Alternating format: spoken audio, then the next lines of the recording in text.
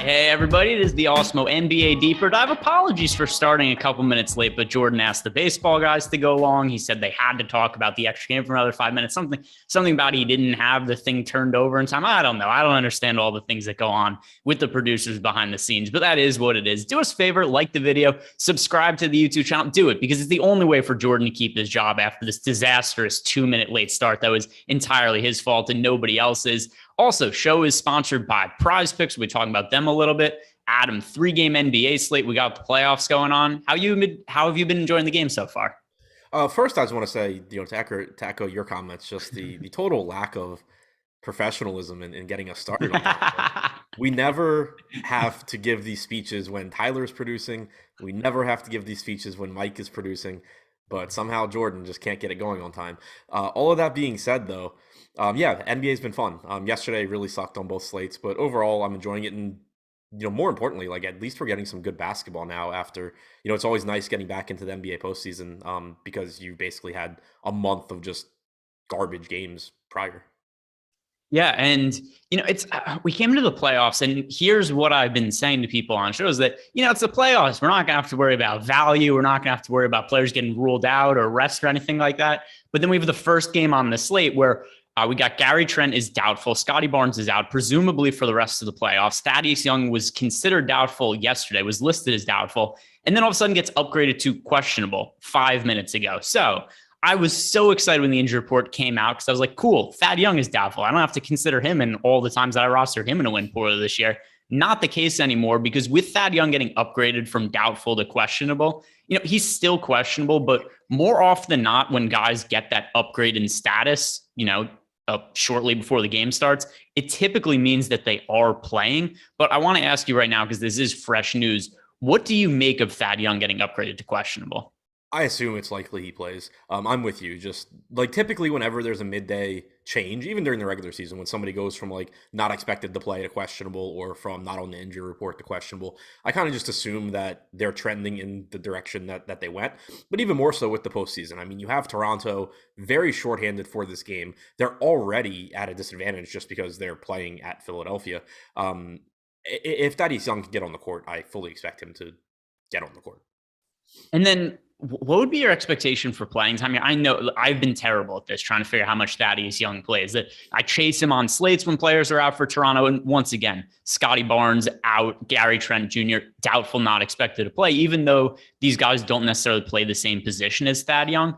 The Raptors have no issue playing bigger lineups, which Thad Young would sit in. And I actually think there's kind of a funny strategic point to this because you could bait Doc Rivers into playing more DeAndre Jordan minutes by playing big lineups if his comments pre-postseason are to be true, where he said that he was going to play Paul Reed against smaller lineups when as the backup center, against bigger lineups he was going to play DeAndre Jordan. But Thad Young, in terms of playing time, what could we actually expect here? So I think it's still kind of up in the air for me what to expect from Young. Like I wouldn't be surprised, if he's able to play, if you got like, low 20s in minutes from him. But I think the biggest thing is if he's active. Lofty and I spent a lot of time this morning basically saying that there were like 4.5 to 5 guys that I was confident in their playing time. But then when you talked about like the Armani Brooks, Kem Birch, Malachi Flynn, Watanabe type guys, I have no idea how much they're going to play. If Thad Young's in, it makes those guys even riskier and even less appealing because I do expect that as long as he's reasonably healthy, Thad Young would be ahead of those guys in a playoff rotation. Yeah, and once again, it's going to be hard with Thad Young because number one, we don't know exactly how healthy he is. I think they're going to try to force him out there to play, but he presents good value for a 3-game slate if he does end up playing extended minutes. So we'll see when actual news comes out and what the starting lineup is for the Raptors. That could also help dictate some of what we get to here. We have a question from 024631 in our premium Discord channel.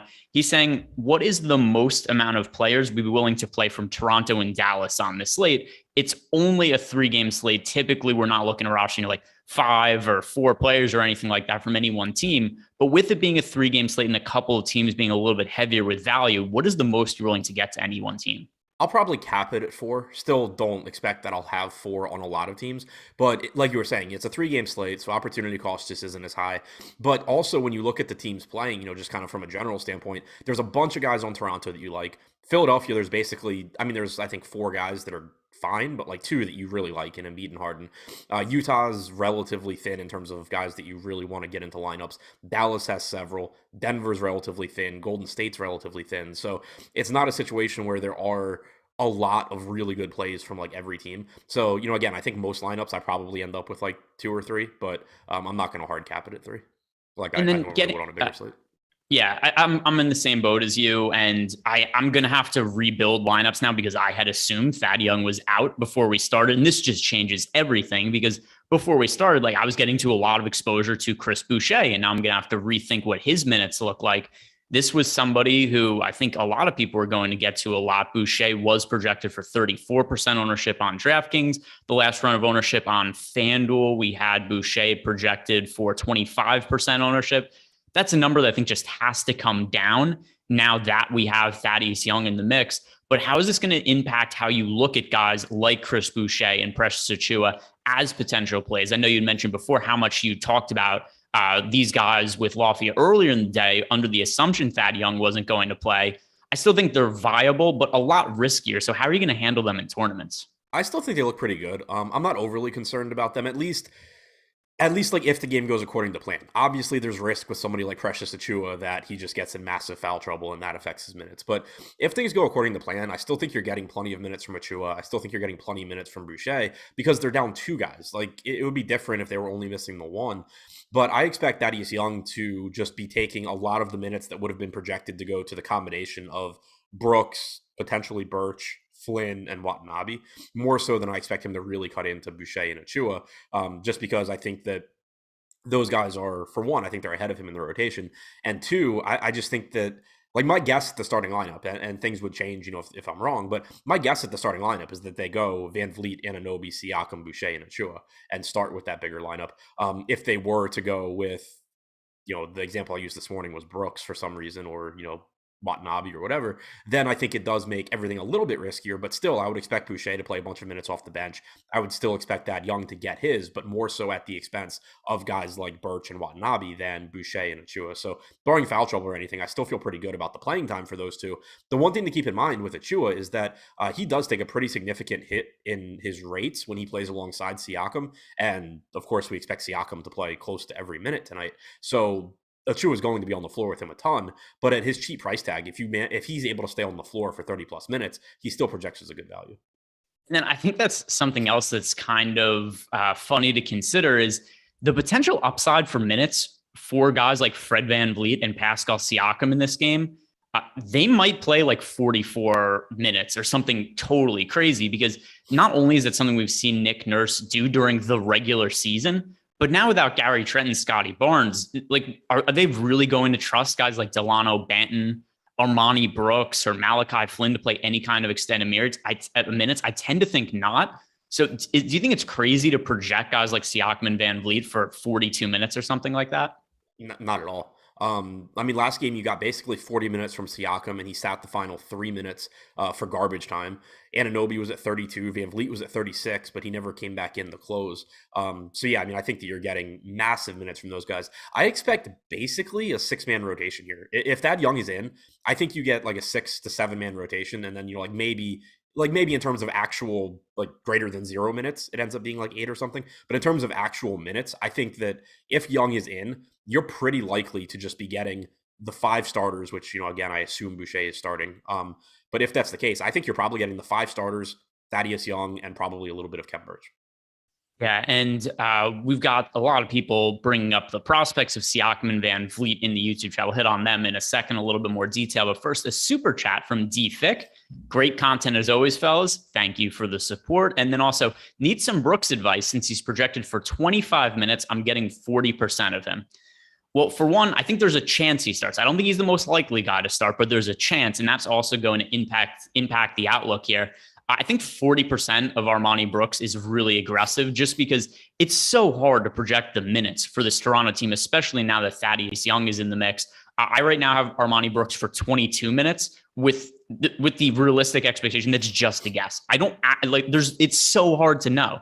So I think that I think that getting to Armani Brooks in your player pool is definitely reasonable. I think 40% of him is a little bit aggressive, but what do you view as kind of like a reasonable expectation right now for how much exposure you might be getting to him? Yeah, I think I'm lower. So I'm not assuming he starts. If he starts, maybe he gets that many minutes, but I still think there's a good chance he would just be looking at like he plays a stint to open the game and to open the second half. I don't know that he ever comes back after he goes to the bench. And if Thaddeus Young is, and especially assuming Thaddeus Young is in, I doubt that I play any Armani Brooks. Especially if he's coming off the bench. Like if he's coming off the bench, I have zero interest at all. But even if he's starting, I would take the under on 24 to 26 minutes. So right now, let me refresh the ownership to see if we have a new run with Thaddeus Young, in which we do. Well, not necessarily with him, but with the Thaddeus Young news. So first, I want to see, where do we have Brooks now? So Armani Brooks at the Flatman on DK is projected for 9% ownership. Over on FanDuel, where he's 3,500, he's projected for 3% ownership. If he stays single-digit ownership, there's a path to minutes. So I think, once again, to me, he's worth being in the player pool. I just 40% of him is crazy to me, because then you're just rolling the dice on what does Nick Nurse choose to do with his rotation, which is really hard to know. But now that we have that ownership update of 3% on FanDuel, 9% on DK, does that change your opinion on him at all? No, I don't think he's playable. Like unless if he's starting, then maybe. But like off the bench, I don't think he's playable. I don't think he's really in this rotation. Yep, that's also another reasonable way to look at it, and we'll see what happens with Thaddeus Young. Like I said, that's going to change some like of the Raptors. Typically, when guys are out, they just go with the lineup full of 6'7" to 6'9" guys. Like you got that one random Armani Brooks start against Houston in a game that didn't matter, but other than that, like he never got additional minutes when guys were out. And the other thing you have to keep in mind too is even if he does get those minutes, he's playing alongside Siakam and he's playing alongside Van Vliet. So this isn't the same guy that we would occasionally see with Houston put up these big games when he'd be out there, with everybody hurt and just chucking. Like he's not going to get the ball because Siakam and Van Vliet are going to have it in their hands so much. All right, and then let's talk about Van Vliet and Siakam, because we've got some people in chatter saying they don't want to play these guys at all. I could not disagree more just from a playing time perspective. The Raptors are in a 1-0 hole. Is this a must-win game? No, I think that word gets used, a little bit too often. It's not a must-win game. They could get down 3-0. They could win 4 games in a row. Every game once you're in an elimination game is a must-win game.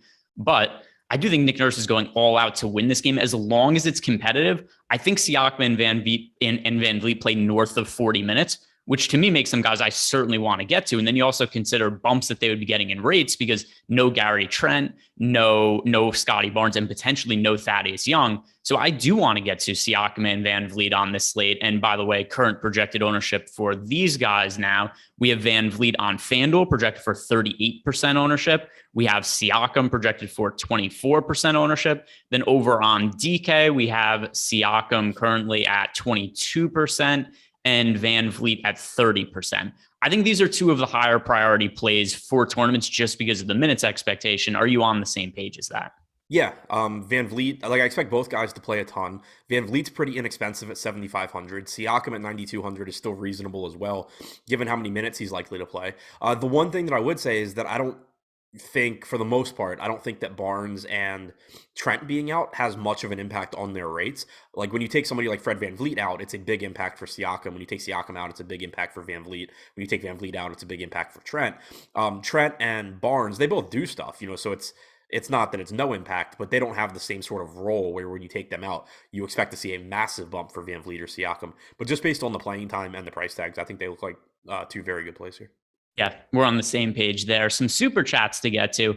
First from Michael McKinney. Do I even need to say it anymore? LOL FanDuel Cash. So Michael McKinney's question is going to be, he didn't put it in there, but I know what it is. He wants to know the 2 best pay-up options for FanDuel Cash games and the 3 best value plays. And this is going to be cash game specific. So in terms of pay up options on FanDuel, let's see, I guess if we're going to consider Van Vliet a pay up option for cash games, he is one of them for me. And then the other one is going to be, well, this is tough. It's hard for me to get away from Jokic in a cash game today on FanDuel with the power forward and center eligibility. So that's what I would say are the 2 highest priority pay up options for me. How about you? For FanDuel, if this was a cash game, who are the 2 pay up options you want to get to most? So I think one of Jokic and Embiid. I prefer Jokic, but again, he is a little bit more expensive, so I don't know if you can get there. I'm with you if you're considering Van Vliet. A pay up option, 7,600 looks really good. And then as far as value goes, I like Boucher at 4,500. Obviously, like him more if he were to start. I like Achua at 4,300 as well. Yeah, I think those are both reasonable. If we want to consider Anunoby a value plays at 6,100, he's the only Raptor we haven't talked about. I think that he would make sense. His minutes haven't been quite the same as guys like Fred VanVleet and Siakam down the stretch of the season. But for this spot, I think there's potential we see Anunoby playing those Siakam VanVleet type minutes just because of the guys that are missing. And then it's hard for me to say Dorian Finney-Smith, but he's really popular, so he could make sense. The Raptors guys, I kind of want to see the starting lineup. If Achua and Boucher both start, the answer is them. I just don't know that's going to be the case. So we'll see what the starting lineup is. But yeah, assuming that Achua and Boucher start, it would be them. And then I think I'd add Anunoby to the mix too. What is your expectation for Anunoby's playing time? He hasn't been one of those guys that's played, like 40, 42 minutes in recent months, like we've seen from Siakam and VanVleet. Do you think that could change today? Yeah, I expect him to get upper 30s at least. Yeah, so we are on the same page there. So another guy in OG Anunoby that I think is going to be a pretty high. I mean, all of these guys from the Raptors are going to be higher priority plays because it's a playoff situation and there's a lot of players missing. It's hard to find value in the playoffs. 5,800 for Anunoby on DK, 6,100 on FanDuel. At a minimum, I think people should be projecting him for 36 minutes with the potential to play over 40. So he's someone I'm going to be looking to get to a lot. 32% ownership on DraftKings, 32% on FanDuel, same number on both sites. Didn't get to reasonable ownership that the field is getting to. Yeah, I think it's pretty reasonable. And one thing to mention too, because I see it come up in chat, I actually don't really disagree that I think it's pretty likely that the Sixers just destroy Toronto. But we just saw what the minutes look like in a blowout, and you still got 40 minutes from Siakam, you got 36 from VanVleet, you got 33 from Anunoby. I can't imagine looking at this is the playoffs. They're not going to just take in the third quarter. They're not going to just throw in the towel and say, hey, yeah, we'll wait and get them next game. So if the game's competitive, you're getting those 42, 43 minutes probably. But I think it's pretty tough to look at this and say, oh, they're going to get blown out. They're not going to get full run because partial run is approaching 40 minutes. We have a super chat here from Brandon Wagner. Who do you prefer for DK? Bojan Bogdanovic or OG Anunoby? I prefer Anunoby of those two. Which is your preference? Looking now to see which one's lower owned. I'm pretty sure Bogdanovic is lower owned, but I have we have Bogdanovic at 34, OG at 32. So given that, I think I would lean OG just because I think he plays a couple more minutes, but that's not even a guarantee. I think it's really close between the two. I was looking at the FanDuel ownership where Anunoby is more popular. That aside, though, I have a higher projection on Anunoby, and he's slightly less popular, so that's going to be my answer there.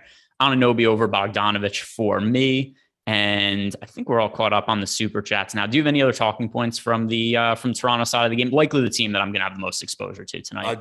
Just a reminder to pay attention to the starting lineup. One way or the other, I'm interested in Boucher and Achua, but if they do something weird with the starting lineup, then it does at least give you an idea into, how deep the rotation is going to be. If they start Watanabe, then obviously he's not a DNP. Same goes for Armani Brooks. If they start with that bigger lineup, though, then I think there's a really good chance that you're just getting a really condensed rotation. We did get one follow-up question. One more thing to talk about from Toronto here, because our guy in our Discord channel, 024631, he asked us if Boucher doesn't start, and let's say Achua starts, Boucher comes off the bench, would you still be willing to play them together in that situation?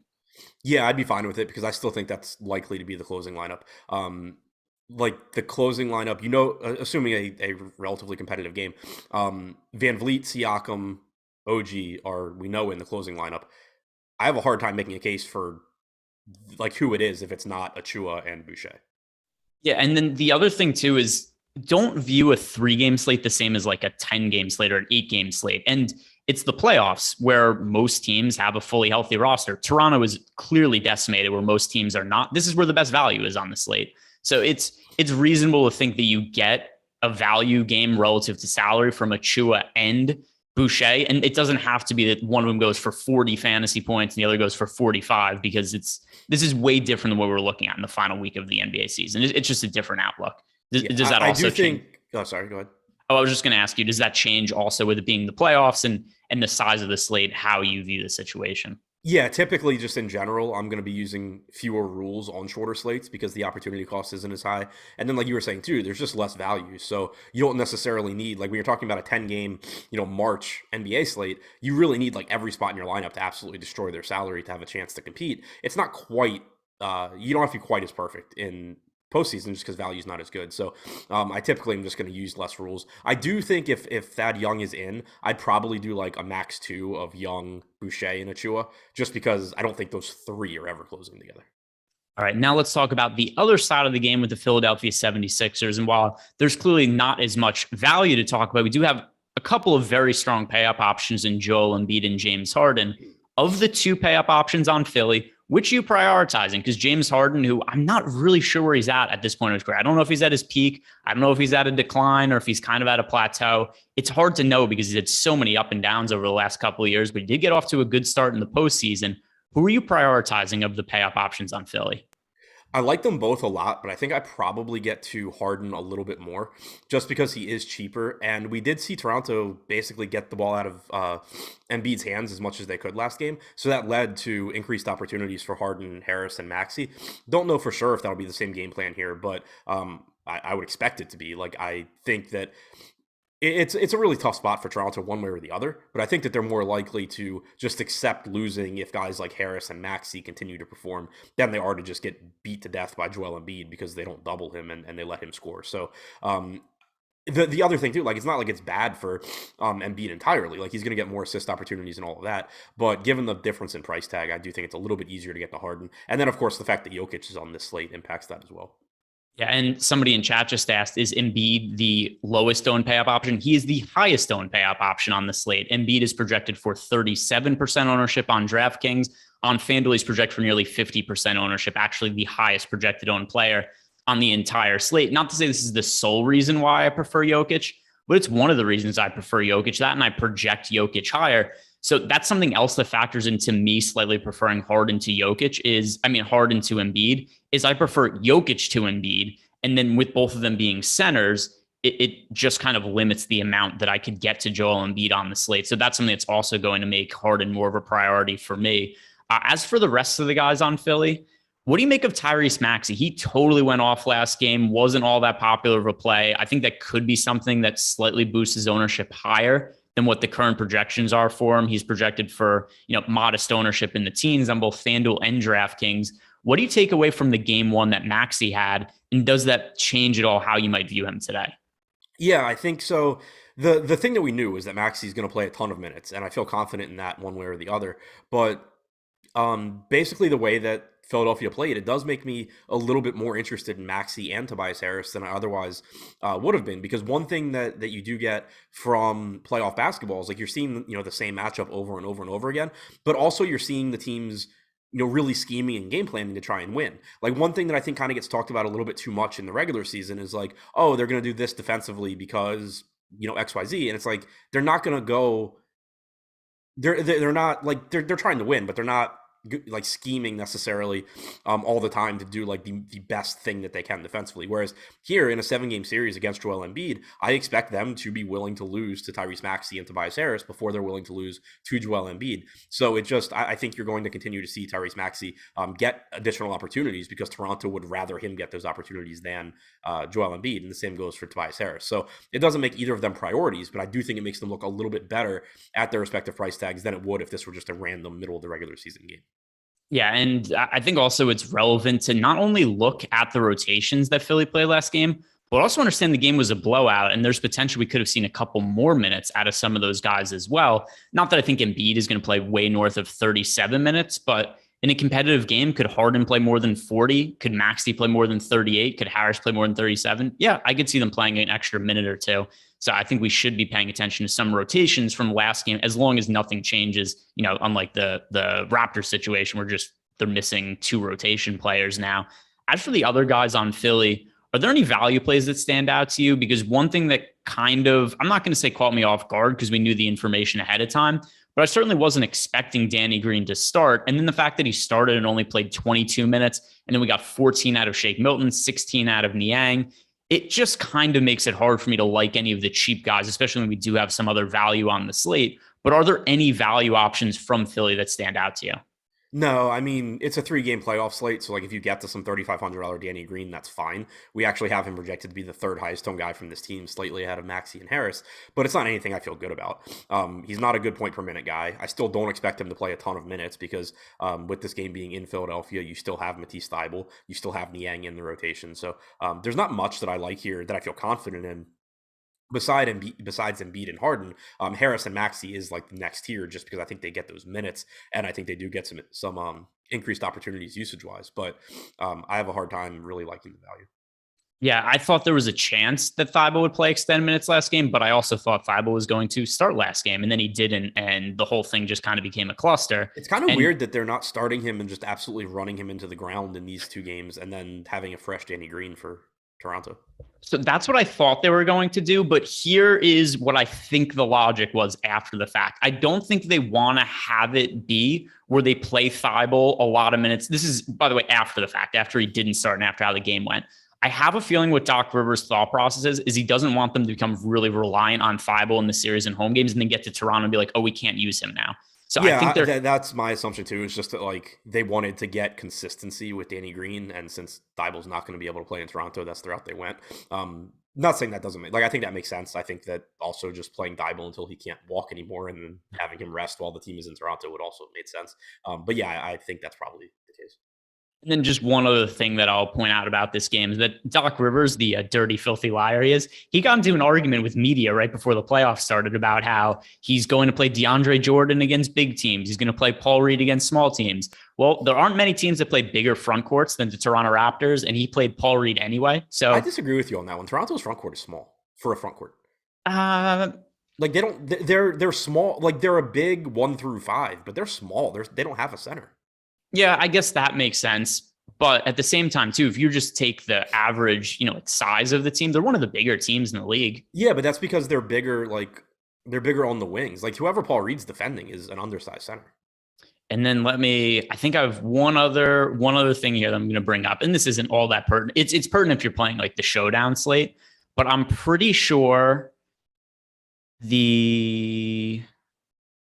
let's see, when they played Toronto in the regular season. So when they played Toronto in the regular season, it was Paul Reed as the backup center then. So, all right, mea culpa to Doc Rivers. I thought it was going to be one of those things where he played DeAndre Jordan against the Raptors in the regular season and then just went to Paul Reed in the playoffs and then tries to play it off as he wasn't influenced by the reporters at all. But I mean, I think the team's much better with Paul Reed as the backup center than DeAndre Jordan. Really only relevant if you're playing the showdown slate and you need value, then I think Paul Reed comes into play.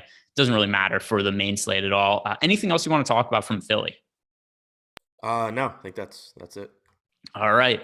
It is time for the Awesemo Hall of Fame. We got some new people to induct here. And if you guys want to get inducted into the Hall of Fame, a couple of things. First, come in the top 3 of a DFS contest. Do it with the Awesemo avatar. And then also when you win, tweet at us at Awesemo Hall of Fame, because, every once in a while somebody wins and they want to know why they didn't get a free month of Awesemo Plus Platinum, which you could get if you have the Awesemo avatar. You tweeted us, but you have to tweet at us because or else we don't know that you ended up finishing at the top of the tournament. And you do get 1 free month of Awesemo Plus Platinum if you follow all these steps. So let's see who we have right here. We've got our guy Shaky 12381.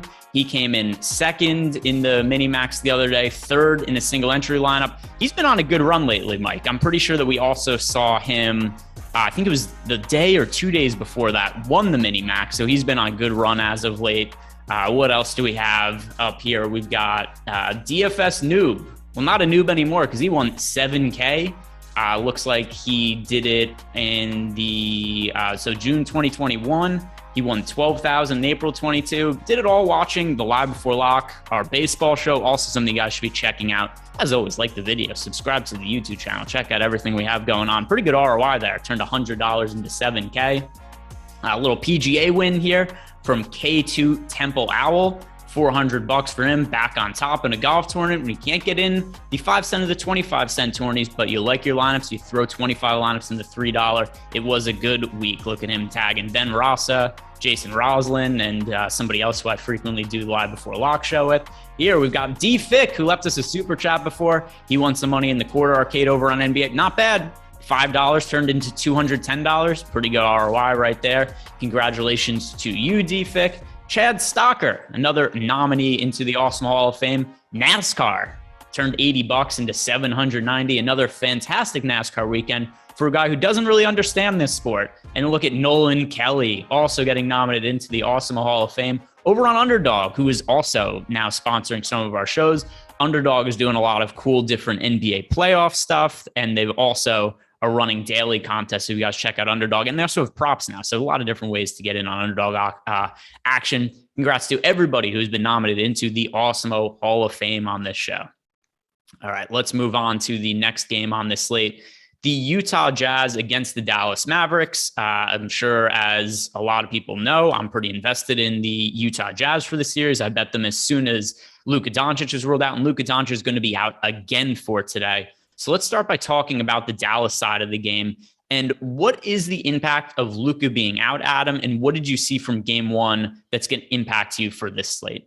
So it opens up a lot for Jalen Brunson and for Spencer Dinwiddie. I mean, they're obviously just going to have the ball in their hands more, and they're going to play more minutes. You get more usage, more assist opportunities. It's still a difficult matchup, but the salaries haven't really adjusted for those guys. So it does give you, not that they're cheap in terms of value, but it does give you two solid value options as far as being underpriced for their expected roles. It also opens up minutes because not only for them, Dorian Finney-Smith is likely to play 40 plus.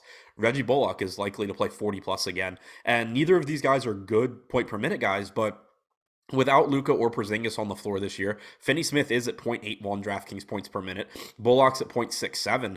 They're just likely to play enough minutes where even though they aren't exciting, they're just going to be out there long enough where they look like pretty solid value options. I meant to mention Bullock earlier when we got that FanDuel question, but he's one of, I think, the better cheap value options there as well. And 4,800 on DraftKings looks good.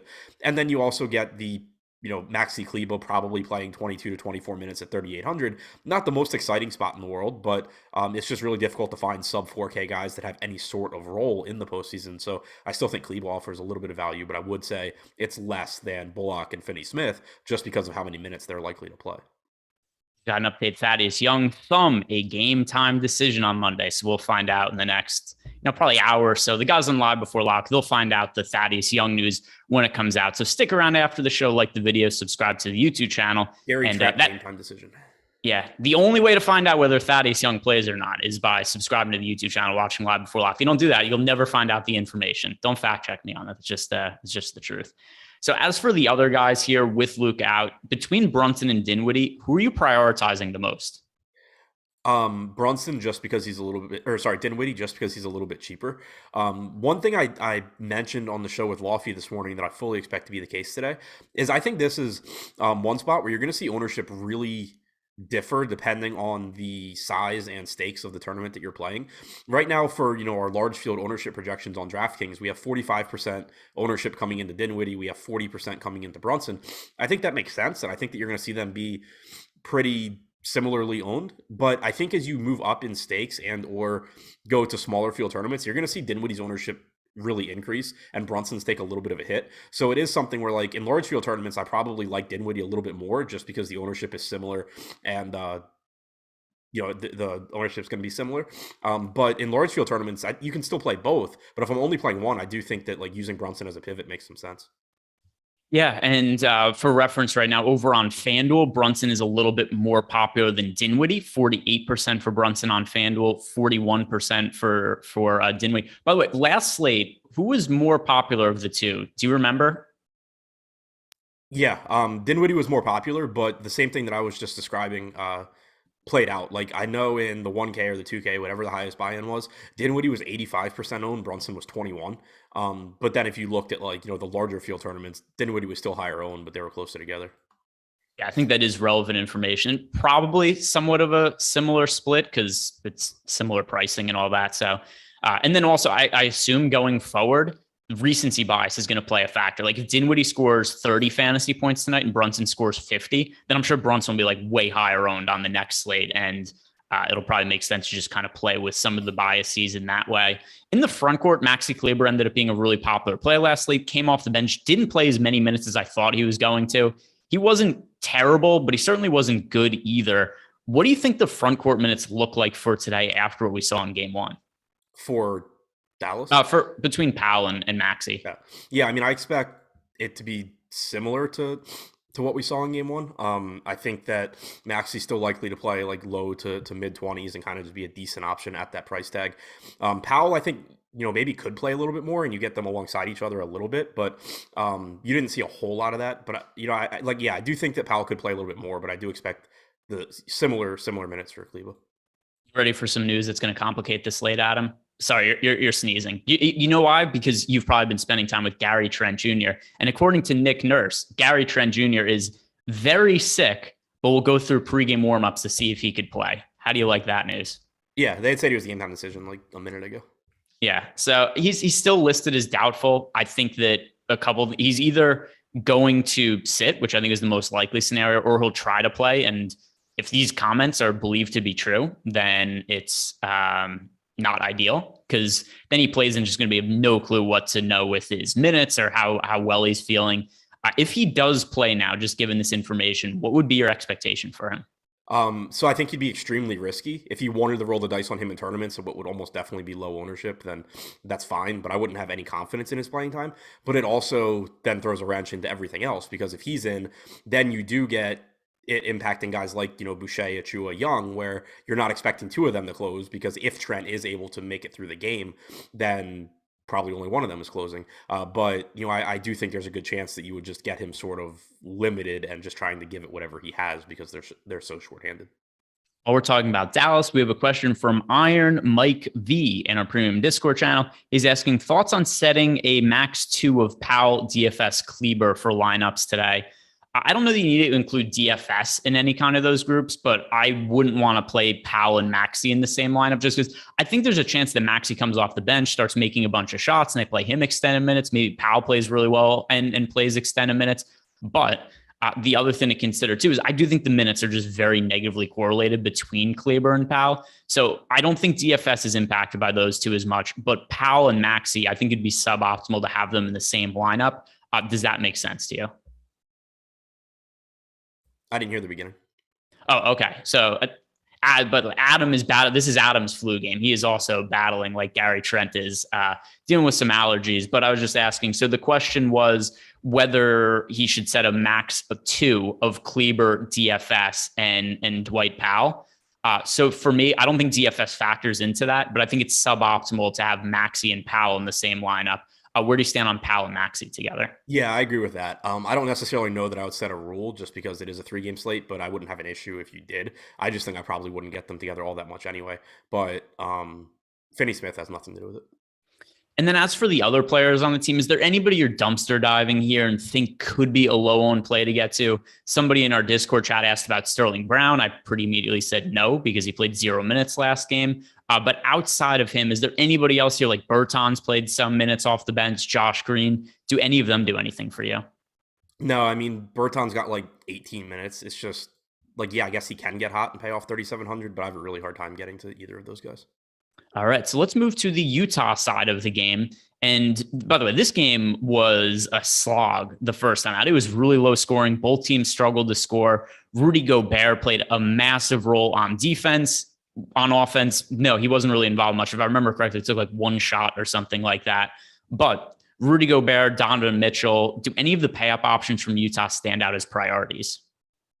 Gobert, I think, looks really good. Like, he's just, I think, a little bit underpriced at 7,800. He's in a pretty good spot. He's likely to play a bunch of minutes. I think Mitchell looks good as well. Like, he's going to play huge minutes. He's going to dominate usage. The issue with getting to Mitchell is just that, like, he is more expensive than both of the Dallas guards. He's more expensive than Van Vliet. He's not that much less expensive than Harden, but I do think that'll drive down the ownership as well. So I like Mitchell in tournaments. I think Gobert is actually going to be a little bit easier to get to, though. Yeah, let me see. What did I get to Gobert in the run I did before? Yeah, I got to him in some lineups, not that much, although that was also I ran those lineups with Thad Young in. And so now I'm probably going to get a little bit less of guys like Achua and Boucher, which will probably change the amount I get to Rudy Gobert. But as for Donovan Mitchell, I think Mitchell is way different looking on FanDuel as compared to DraftKings just because of positionality. So over on FanDuel, 8,600 for Donovan Mitchell. He's a little bit cheaper on DK, 8,300, but I still found it easier to get to him on FanDuel. I also think he's a little bit too popular on DK. So what do you make of Donovan Mitchell when he's projected for north of 30% ownership? I still think he's fine. Like the upside's really high. It's just difficult to really get to him over those other guys. All right. And now let's hit on any of the other role players for Utah, because Bogdanovic, I don't think is a bad option. Once again, though, I think he's a little bit too popular. We talked about him versus Anunoby before. I have a slight lean towards Anunoby. The run of lineups I have Bogdanovic in there, but 35% ownership on DK. FanDuel Bogdanovic right now at 6,200 is 23%. That's a little bit more than I got to him, but 35% ownership for Bogdanovic on DK. How do you feel about him at that ownership? I think the price is good. It's just a little bit too popular. I think the price is good, and the fact that he played 40 minutes last game is good. Also, he was second, tied with Jordan Clarkson in usage last game. So kind of like we had talked about with Maxey and Harris, I do think there's a chance that Dallas is just willing to let Bojan Bogdanovic take a bunch of shots. Obviously they didn't get the ball out of Mitchell's hands either. He had a 42% usage rate, but maybe, they're willing to scheme and let Bojan Bogdanovic beat them. So I don't necessarily think he has that high of a usage rate again, but I do think he plays a ton of minutes, and at that price tag, I still think he looks pretty good.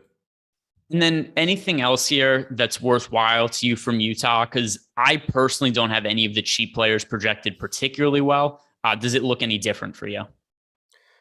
No, I mean, I think that using some Conley makes sense. Like you could certainly see maybe Dallas try and make Conley beat them instead of Bojan this game. He played 34 minutes last game too, so that's pretty appealing. And then one spot that I do think is kind of interesting in tournaments, not that I think it's going to work out that often, but Jordan Clarkson's getting basically no ownership. He's at 3% right now. He's 5,100. He only played like 20 minutes last game, but if somehow Dallas is leading this game down the stretch, I do think you could see Clarkson get some more minutes. And then also if he just gets hot, like if he's playing well, that he's willing to just take the ball away from Donovan Mitchell and basically try and do things on his own. So I just think that on a 3-game slate, it's really difficult to get somebody that has Jordan Clarkson's ceiling at 5,100 and low ownership. So I don't think he comes through that often, but I do think it's kind of interesting. And then the final piece, is $3,800 Royce O'Neal. Very comparable to me to Maxi Kleber. Not somebody I'm ever excited to roster, but he's sub 4K and likely to play 30 plus minutes. All right, one more game on the slate to talk about, but first, shout out to Prize Picks, who's sponsoring today's show. If you're signing up at Prize Picks for the first time, you get up to a $100 bonus on your first deposit if you sign up using the promo code Awesemo. You also get yourself 1 free month of Awesemo Plus Platinum. Just get access to all the tools that Adam and I use to build our lineup, stuff we're talking about right now, like the ownership projections, player projections, all stuff that's really important when it comes to NBA DFS. So let's move to the final game on the slate. We got Nikola Jokic. Why even call them the Denver Nuggets? Nikola Jokic taking on the Golden State Warriors. But I want to start by asking you about Steph Curry and his playing time. Because last game, Curry came off the bench and played really limited minutes. And, once he came off the bench, it was reasonable to think he was not going to get full run. But 22 minutes was really surprising to me. And obviously, the more Steph Curry plays, the more viable he is. The less he plays, the more viable Jordan Poole is. So I want to ask you, how do you see the minutes going between Curry and Poole? My expectation is that Curry comes off the bench again. I know Curry had said that he wanted Curry closing out quarters, so that's what he did. He would have played a few more minutes if that game had been competitive. He subbed out with like 4 minutes to go. But also, I think that there's a pretty good chance that Golden State can just walk all over Denver even without pushing Curry, and you just get a more well-rested Curry in the second round. So my expectation is that they kind of just keep him in this role for as long as they can. If they lose today, I fully would expect Steph Curry to start game 3. But if they're able to just say, hey, go play 24 to 26 minutes, close out each half, and then be good to go in the next series, I don't know why they wouldn't want to do that. So for as long as it's working, I expect them to roll at the same starting lineup and similar rotation to what they did last game. We do have, we'll talk on this in a second, but first we have a super chat here from Teddy Wayman. Thoughts on Van Vliet on FanDuel? Thanks, guys. So I'll answer for Adam and myself. We've talked about Van Vliet earlier. We both liked him a lot. It's a spot where he played a whole bunch of minutes throughout really the regular season. It's the reason he had knee soreness at the end of the year. Now we're in a playoff spot where the Raptors are shorthanded, missing guys. I think he's going to play a ton of minutes as long as this game stays competitive. He's only 7,600 on FanDuel. So I think he's somebody who should be very, very strongly considering getting into lineups. Getting back to the Steph Curry conversation, I do think there's, his minutes are a sliding scale. I agree with you. I think he's more likely to not play big minutes than anything else. But do you have any interest in him in tournaments on the off chance we see bigger playing time and maybe he just gets hot and hits a bunch of shots? Not particularly. I mean, it just seems like a really thin play to be going to a $9,100 Steph Curry expecting sub 30 minutes. And then how do you view Jordan Poole for this slate? Because he's going to be really popular, particularly on FanDuel. Right now, Jordan Poole is projected for 35% ownership there. Over on DK, he's 7,900. That's a really difficult price tag for me to have any interest in. So Poole's a total no-go for me on DK. FanDuel, it's hard to not consider him when he's going to be this popular, but if Curry's going to play more minutes, it stands to reason Poole could play less. What does that make you think of him in tournaments when he's going to be 35% owned? Yeah, I mean, 6,300, I think, still difficult to get away from as long as he's starting. Even if he were coming off the bench, I'd still be expecting him to play around 30 minutes. But on DraftKings, I think it's really difficult to get there just because he's more expensive than both of the Dallas guys. He's more expensive than Van Vliet. He's not that much less expensive than Donovan Mitchell. So it's not that I don't think he plays a lot of minutes or has a big role here, but at 7,900, it's just pretty tough for him to really put up a game that you need to have. So pretty tough to get him on DraftKings. I think really good play on FanDuel. And then when we talk about the other former All-Stars for the Golden State, well, I guess Draymond Green was an All-Star this year, just wasn't able to play in the game. But we have Draymond Green, we have Klay Thompson. Draymond looked great in game one. He only played 29 minutes, but the game wasn't really all that competitive. I think we could see bigger minutes from Klay Thompson and Draymond Green should this game be more competitive. What do you make of the secondary stars here for Golden State? Not overly interested. I mean, Draymond, I think, looks pretty good at 6,500. I wouldn't necessarily say he's underpriced, but definitely not overpriced here, just kind of where he should be, but also probably fits into lineups pretty easily given that he has forward eligibility, and that forward spots are typically a little bit more difficult to fill. So 6,500 looks pretty good for him. Wiggins, I think, is kind of similar, just a step down where he doesn't project quite as well, but also, a reasonable price tag, and the same can be said for Klay. One spot that I did think was interesting this morning, and looking at the ownership right now, still not getting much. Otto Porter at 8% owned at 4,500. I think that you can see really anywhere from 20 to 26 minutes from him, depending on how the game goes and how he's playing. As long as the ownership's low, I do think that's kind of an interesting spot in tournaments. He played 25 minutes last game, and also the core players for the Warriors lost out on 3.5 minutes because of the score of the game. Last time we saw Juan Toscano-Anderson, Damian Lee, Moses Moody, Jonathan Kuminga all in at the end of the game. That wouldn't have been the case at all if this game was more competitive. So I do think that there is a chance for some of these core players for the Warriors to play more minutes, and Otto Porter could certainly be one of them. Let me see. Where did I get to him? Right. Yeah, I have Otto Porter in 15% of my lineups right now. So I assume I'm going to be overweight to him. I think he's a pretty good tournament option. There aren't that many cheap guys that we like getting to outside of Toronto for this slate, and Otto Porter, I think, certainly fits the bill after playing 25 minutes last game. So I'm on board with that shout out. And nobody else here really stands out to me. Any of the other Warriors role players that you think he'll be on? No, I mean, Looney got some ownership last slate, and I had a good amount too. It's just that you can't ever expect him to be in the closing lineup when Draymond Green is active. So he can do perfectly fine on a point per minute basis, but if you're only going to get 14 minutes, it's just really tough to get there. Yeah, and that was the case for Looney, and he's not one of the guys that was impacted by the blowout because he probably wasn't going to be in the closing lineup anyway. So hard to expect big minutes from him, and Draymond was able to hold his own by guarding Nikola Jokic, who on the other side of the game is going to be my preferred pay-up option for the slate. I understand the Warriors have a tough defense, especially now that they're healthy, and we could reasonably expect Draymond Green to play more extended minutes in the playoffs. But it's Nikola Jokic. He was the best fantasy producer in the league. He's going to win a second consecutive MVP award. I have always been a fan of rostering Nikola Jokic. And here's the reality. If the Denver Nuggets are competitive in this game, it's because Jokic has a really big night. There is no situation where Nikola Jokic is just kind of mediocre, doesn't play well, and the Nuggets are able to compete with the Warriors.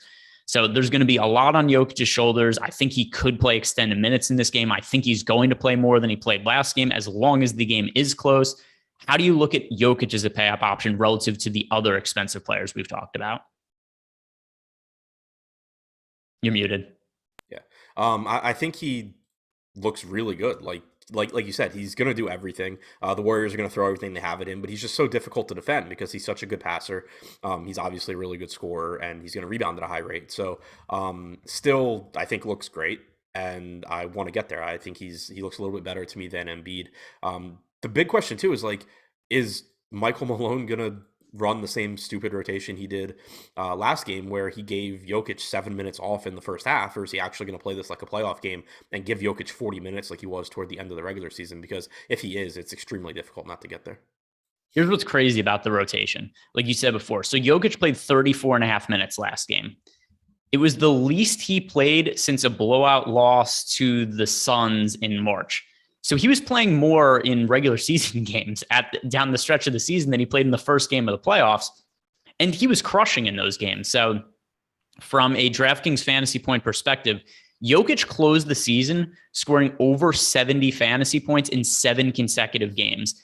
And he played 35 plus minutes in one game against the Lakers, which was not super close. He played less than that. But in general, he was playing more than he played in this one game against the Warriors. So I don't think Malone is afraid to play Jokic more minutes. It was just a dumb rotation. And there's just no way you could have Jokic off the court for extended period of times when you're this outgunned talent-wise. So I think we're going to see Jokic play like 38 plus minutes in this spot. I don't think it's going to be the same as last game. I could be wrong. Maybe Mike Malone just goes out and does something dumb. But if he does that again, they're not going to win this game. Yeah, I agree. Like, I just don't know how you can't project him for like 38 plus minutes here. And then as for the other players on this team, it's been very rare over the course of the regular season that I've rostered much of Denver players outside of Jokic. That is unless, like Jokic is out and Boogie's starting or something like that. But for today, it's kind of hard to totally write off every other Denver player because it's only a 3-game slate, but I'm not prioritizing anybody. Do you think there's anybody outside of Jokic that should be a priority tonight? Will Barton at 5,500. He's likely to give you around 36 minutes. But the other thing that Malone did that was weird last game is that he continued to run a 10-man rotation, at least in the first half, where he just played a full second unit, even though his second unit is garbage, and it made no sense. But in the second half, you did get Will Barton with the second unit. Bryn Forbes didn't play until garbage time, really. I don't know if that'll be the case again, but if Will Barton runs with the second unit when Jokic isn't out there, you're going to see increased production from him. And even if he doesn't, you're still talking about 36 minutes at 5,500, so it's not the end of the world. But I do think that it's likely you see Will Barton take on a bigger role here. Yeah, and then if you look at some of the minutes, because I remember before the last slate, there was a lot of people who were asking about Bones Highland. There was people who were asking about prop bets for Bones Highland. He only played 17 minutes last game. Maybe one of the changes they make is they give Highland more minutes. Maybe he plays like 21 or 22. I can't consider him for DFS after he only played 17 last game. And it's not like we're getting him at 3,500 or anything like that. So in terms of these other cheap role players, they played a deep bench last game. Bryn Forbes got 14 minutes. JaMychal Green played 15. Boogie played 10 off the bench. Bones Highland played 17. When they're playing this many guys' minutes, none of them look all that appealing. Is that how you view it as well? Yeah, I have a pretty tough time getting to any of the guys from the bench. I mean, Austin Rivers played 26 minutes, but I don't know if he would have closed had that not been garbage time. He's only 3,400, but he's still Austin Rivers. I think as far as the closing lineup in a competitive game goes, it's going to be Morris, Barton, Gordon, and Jokic. That final spot could really be any of Green, Rivers, or Bones Highland. So I would say I probably don't want more than one of those guys in a lineup together, but you could take some shots at any of them if you had to, but nothing that really stands out. All right, we've got one more question in the Discord channel, and I think we could wrap this up and pass it over to the guys on Live Before Lock. It's going to be Josh and Lofty. Do us a favor, like the video, subscribe to the YouTube channel so Lofty knows that there's some likes there waiting for him when he starts the show. But Stephen L57 is asking on DK, do we prefer Will Barton or OG Anunoby? Slight edge to Anunoby. Yeah, it is Anunoby for me as well. There's just opportunity for him to play extended minutes, and he's an easier matchup than what Will Barton has on the road against the Golden State Warriors. Do you have any other thoughts? Anything that we missed out on that you think we should be talking about here before we pass the show over? No, just be sure to stick around for Live Before Lock, see what the Toronto lineup looks like, get some clarity on who's playing for the Raptors, because that obviously is going to really impact this slate. Always super cool when two players are doubtful or upgraded to questionable an hour before the game starts in a playoff game where obviously it's going to impact a whole bunch and change the potential value plays from Toronto. So once again, guys, stick around, watch the guys on Live Before Lock. Shout out to Prize Picks for sponsoring the show. Good luck tonight.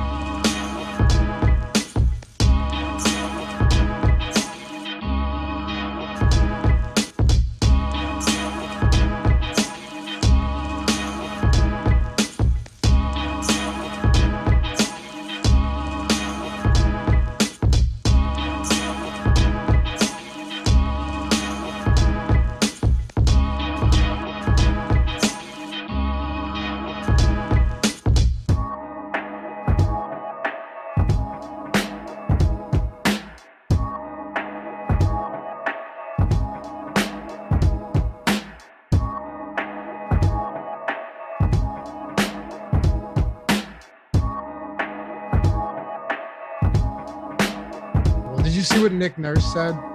Wait, Trent's questionable? Yeah, and Nick Nurse, you can count it. Nick Nurse goes, yeah, he's still really sick, but he's going to go through warm-ups. Didn't expect that for the postseason, right? No. Oh, Iguodala, doubtful. He's been doubtful, though. Yeah. I don't think that's true. What? What? He's been doubtful all day. You sure? 100%, yeah. Hey there, folks. What's going on? Welcome to the Awesemo.com NBA Live Before Lock show, presented by Prize Picks. I'm Dave Loughran.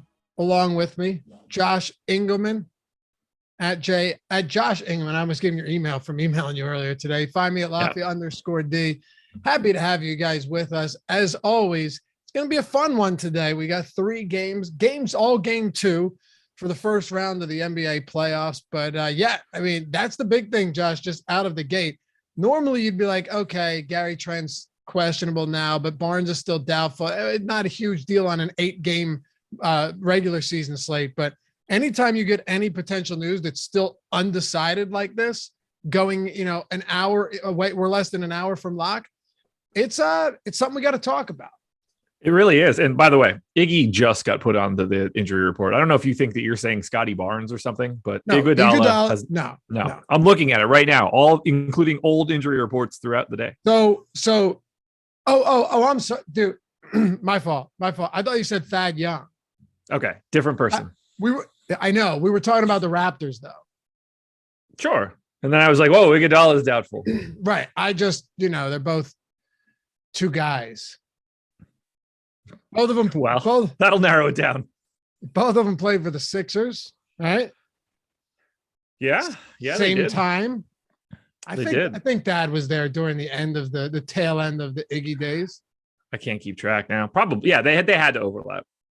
Andre Iguodala was a Finals MVP, Josh. Undeserved Finals MVP. Yes. Crazy though, right? He was also like the leading scorer. He was the number one option for the Sixers in a year where they won a playoff series. Yeah, it was his whole career changed in a way that I did not expect. I mean, like the way that he had to get acquired and they had to like dump a bunch of first round picks just to sign him and stuff. It was, I didn't understand it. And then he became a completely different player. He was integral though, big time to that Golden State team. Like he was never flashy, but huge. Oh, impact. He was an essential player. Absolutely. Without him, who knows what would have happened. Anyway, glad you guys are here to join us. Hit that thumbs up if you haven't done so yet. We're 364. Okay, not bad work by the early crew. Not bad. We've seen worse. Yeah, I've seen better. It's usually on days where I do the deeper dive. Dude, if I was doing on a 5:30 show, we easy hit 600 by now, no problem. Because these people are our people, and they get it. They know it helps us. They are our people. They know it helps us. So if you haven't done so yet, please take that 1 second out of your lovely evening and hit that thumbs up and subscribe to the channel if you haven't done so yet. 75,800 plus subs. Let's go. And if you want to join, hit that join down below. We'd love to have you here. Free super chats each month, custom emojis. I'm iced up. I got the badge. I got the 12-month badge. We'll always prioritize your questions along with our Discord members as well. And I will say, Josh, I don't want to throw it out there yet because there's still some things to work out, but we may have something that is, I would like to consider it pretty damn exclusive for our premium YouTube members. It's going to be great. If you guys enjoyed our playoffs last year, you'll enjoy them this year. Yeah, I would say so. So keep an eye out. I'm not blowing smoke here. Dead serious. No. Josh and I did some stuff today. Some stuff. We did. Joe Sabo, thanks for all the help this season, fellas. Thanks, man. Appreciate that super chat. And we just got 25 from Eric Hoffman. Was just telling my girlfriend about the GOAT episode with these two. The Flaming Hot Potato Chip one. Super chat is for, can someone send me the link? Someone asked for that the other day. It was the, what was the chip? The Pocky, what was it? Pocky 1-chip challenge. Yeah, that's it. And my filler arc with a $10 coming in. Thanks, fellas. Appreciate you. Valid question, guys. You don't think the donkey on Golden State will annoy Jokic enough for an ejection or foul out? Should I fade both him and Embiid and pay up elsewhere? Boogie Night and Aaron Knight. Dude, if they have to run DeMarcus Cousins for big minutes, they're in trouble. Now, I don't think that Draymond Green is going to annoy Jokic so much that he gets ejected today. Yeah. Jokic isn't that kind of guy either. I mean, he almost killed Markieff Morris, but. Right. But what I mean is like. I'm joking. He didn't almost kill him. He's not the type of guy that's out on the floor that like Draymond's like getting into him for that kind of stuff. Right. Like, I think I agree. Playing Jokic just makes Draymond want to work harder, not like talk shit. Plus, this is the postseason, right? This isn't like an early regular season game. But for what it's to worth, be fair, he did kick LeBron in the dick. That is true. How wild is it though that I shouldn't laugh at this, but Markieff Morris was out for like 4 months with whiplash. Yeah. Jokic is a big fella. It would have been interesting. Like it's clearly not a ploy that he was out because no one seemed to care. Like after it happened, no one cared at all that he was hurt. Right. It wasn't a sympathy tour. And if it was big time failed sympathy tour. Do you imagine if that's what it was? I mean, nobody cares about the Morris twins, like as human beings. Did he pull a juicy smouye? And he's like, I'm in deep enough now that let's just let this rip. Yeah. For 4 months. He was totally fine. He was just like, I gotta commit to this. I have whiplash for 4 months. Was he wearing a neck brace on the bench? That would have been great if he did it like Andy Kaufman style and just really sold it the whole way. I'd have been in for that. Would have been great. No, I think Jokic actually hurt him, which is like I never thought it was that bad. They took him off. They brought a stretcher out that day, right? Yeah, I think so. Yeah. Anyway, we got a lot to get into, and we do. It's always a fun show. Josh and I are hanging out with you till 8:00 as well. I'll give you just a hint because I'm very excited about this, and I can't. We have connected with some people that have the sickest platform ever for live watch parties where everything is in sync and you see the game at the exact same time that we see the game. I want to give just everything away, but yeah, we got to clear it first. Yeah, that's the problem. And then Phil, member for 12 months. How many Raptors would you use in a single entry? Well, thank you. Phil's like, I'm tired of them bullshitting. Let me ask a Raptors question and get him into the conversation here. All right. Smart. Fair enough, Phil. I can respect that. And you're a member. Also, welcome to the team. Joe Smith, welcome to Team Awesemo, brother. That badge looks sexy. All right. Let's just kick it off. We got Toronto, Philly, Utah, Dallas, Denver, Golden State. Start with the Toronto Raptors here. So 7.5 point favor or dogs against Philly. The problem here is that Nick Nurse just loves to make life difficult. I still don't think Trent plays. And if he does, if he's still really sick or very sick, I'm paraphrasing here, is either really or very sick from Nick Nurse. It seems insane that you would just throw him out there for this full allotment of minutes, but Thad's doubtful. You still have Scottie Barnes doubtful. He's in a walking boot, but this Gary Trent news is big. It really is. And it's just incredibly annoying. If he's playing, I would say. Like, I know that sounds like a really stupid statement, but I don't think he's going to be limited. Like maybe he plays for like 2 or 3 minutes and realizes he can't, and then he's done, but he's not going to suddenly play like 22 minutes. That's just like, that's not going to be what happens here. If he's out there, he's probably out there for the full freight. I'm going to continue with the assumption that he's not playing, at least as for right now, just because we're going to find out in, 20, 25 minutes, one way or the other.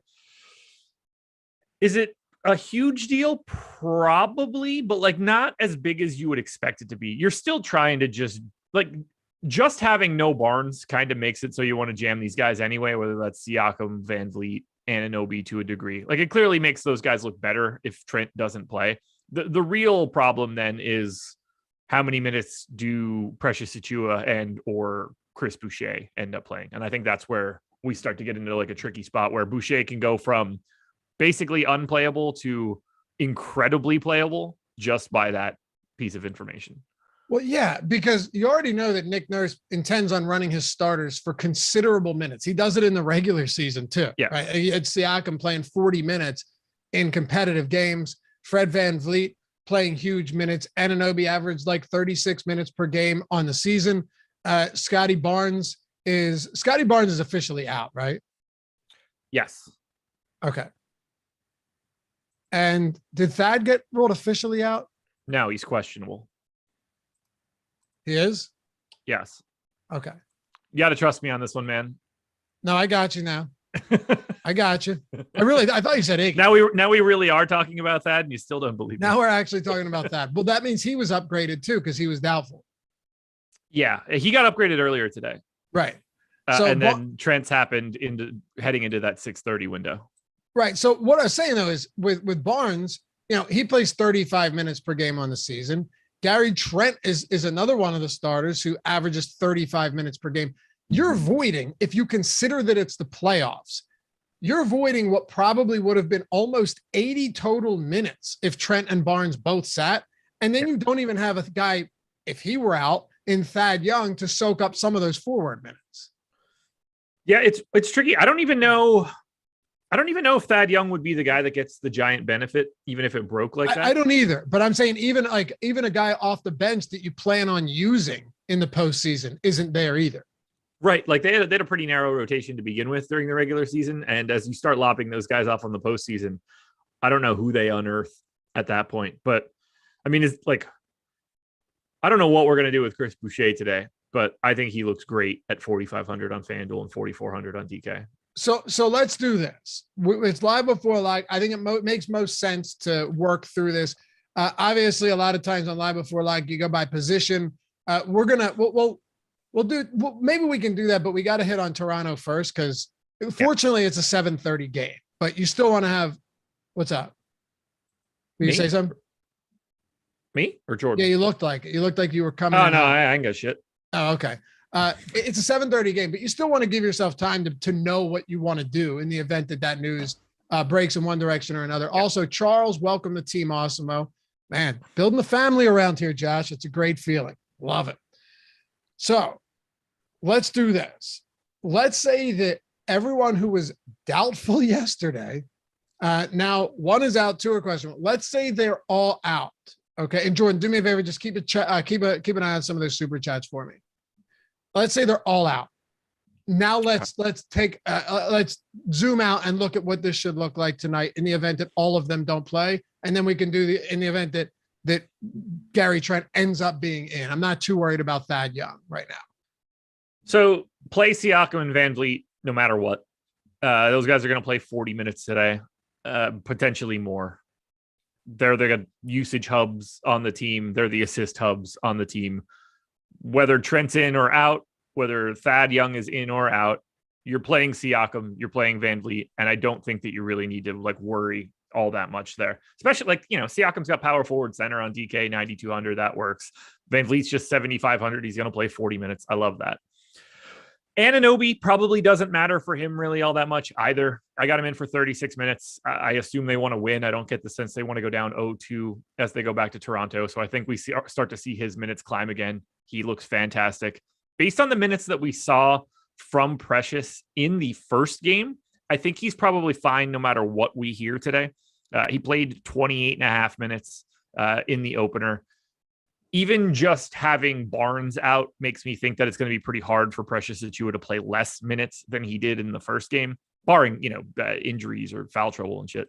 But 4,300 on FanDuel, he's got the power forward eligibility. 4,300 on DraftKings, he has center eligibility. I think all four of those guys, no matter what news comes in, look good to great, and we don't even have to worry about it. The swing piece becomes, if Trent plays, how much can we trust him? And do we want to play him? And the answer is probably, yeah, play him as if it's normal. And if we don't, do you think Chris Boucher is the guy that gets the biggest benefit from not having these guys in? I can say that Chris Boucher has played the most minutes on Toronto when Siakam, Van Vliet, and Anunoby are in the game, and Gary Trent and Scottie Barnes are not on the floor. So to me, he's the first guy up. I have him in for 28 minutes. He looks incredibly safe. 4,500 on FanDuel, 4,400 on DK, and that's a power forward eligibility on DK, not center. I think Gary Trent's viability is very much contingent upon what ownership looks like. Now, our ownership has him extremely low right now. Yeah. If he ends up being in, it's going to come up.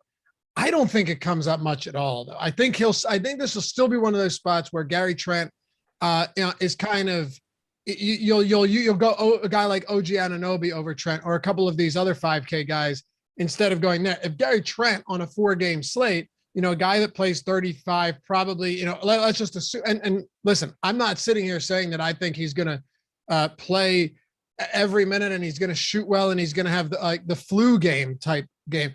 But I think you might be willing to throw some darts at that on a 3-game slate in the event that he really is negligibly owned. I mean, in the last 9 games he's played, he's averaged 35 minutes.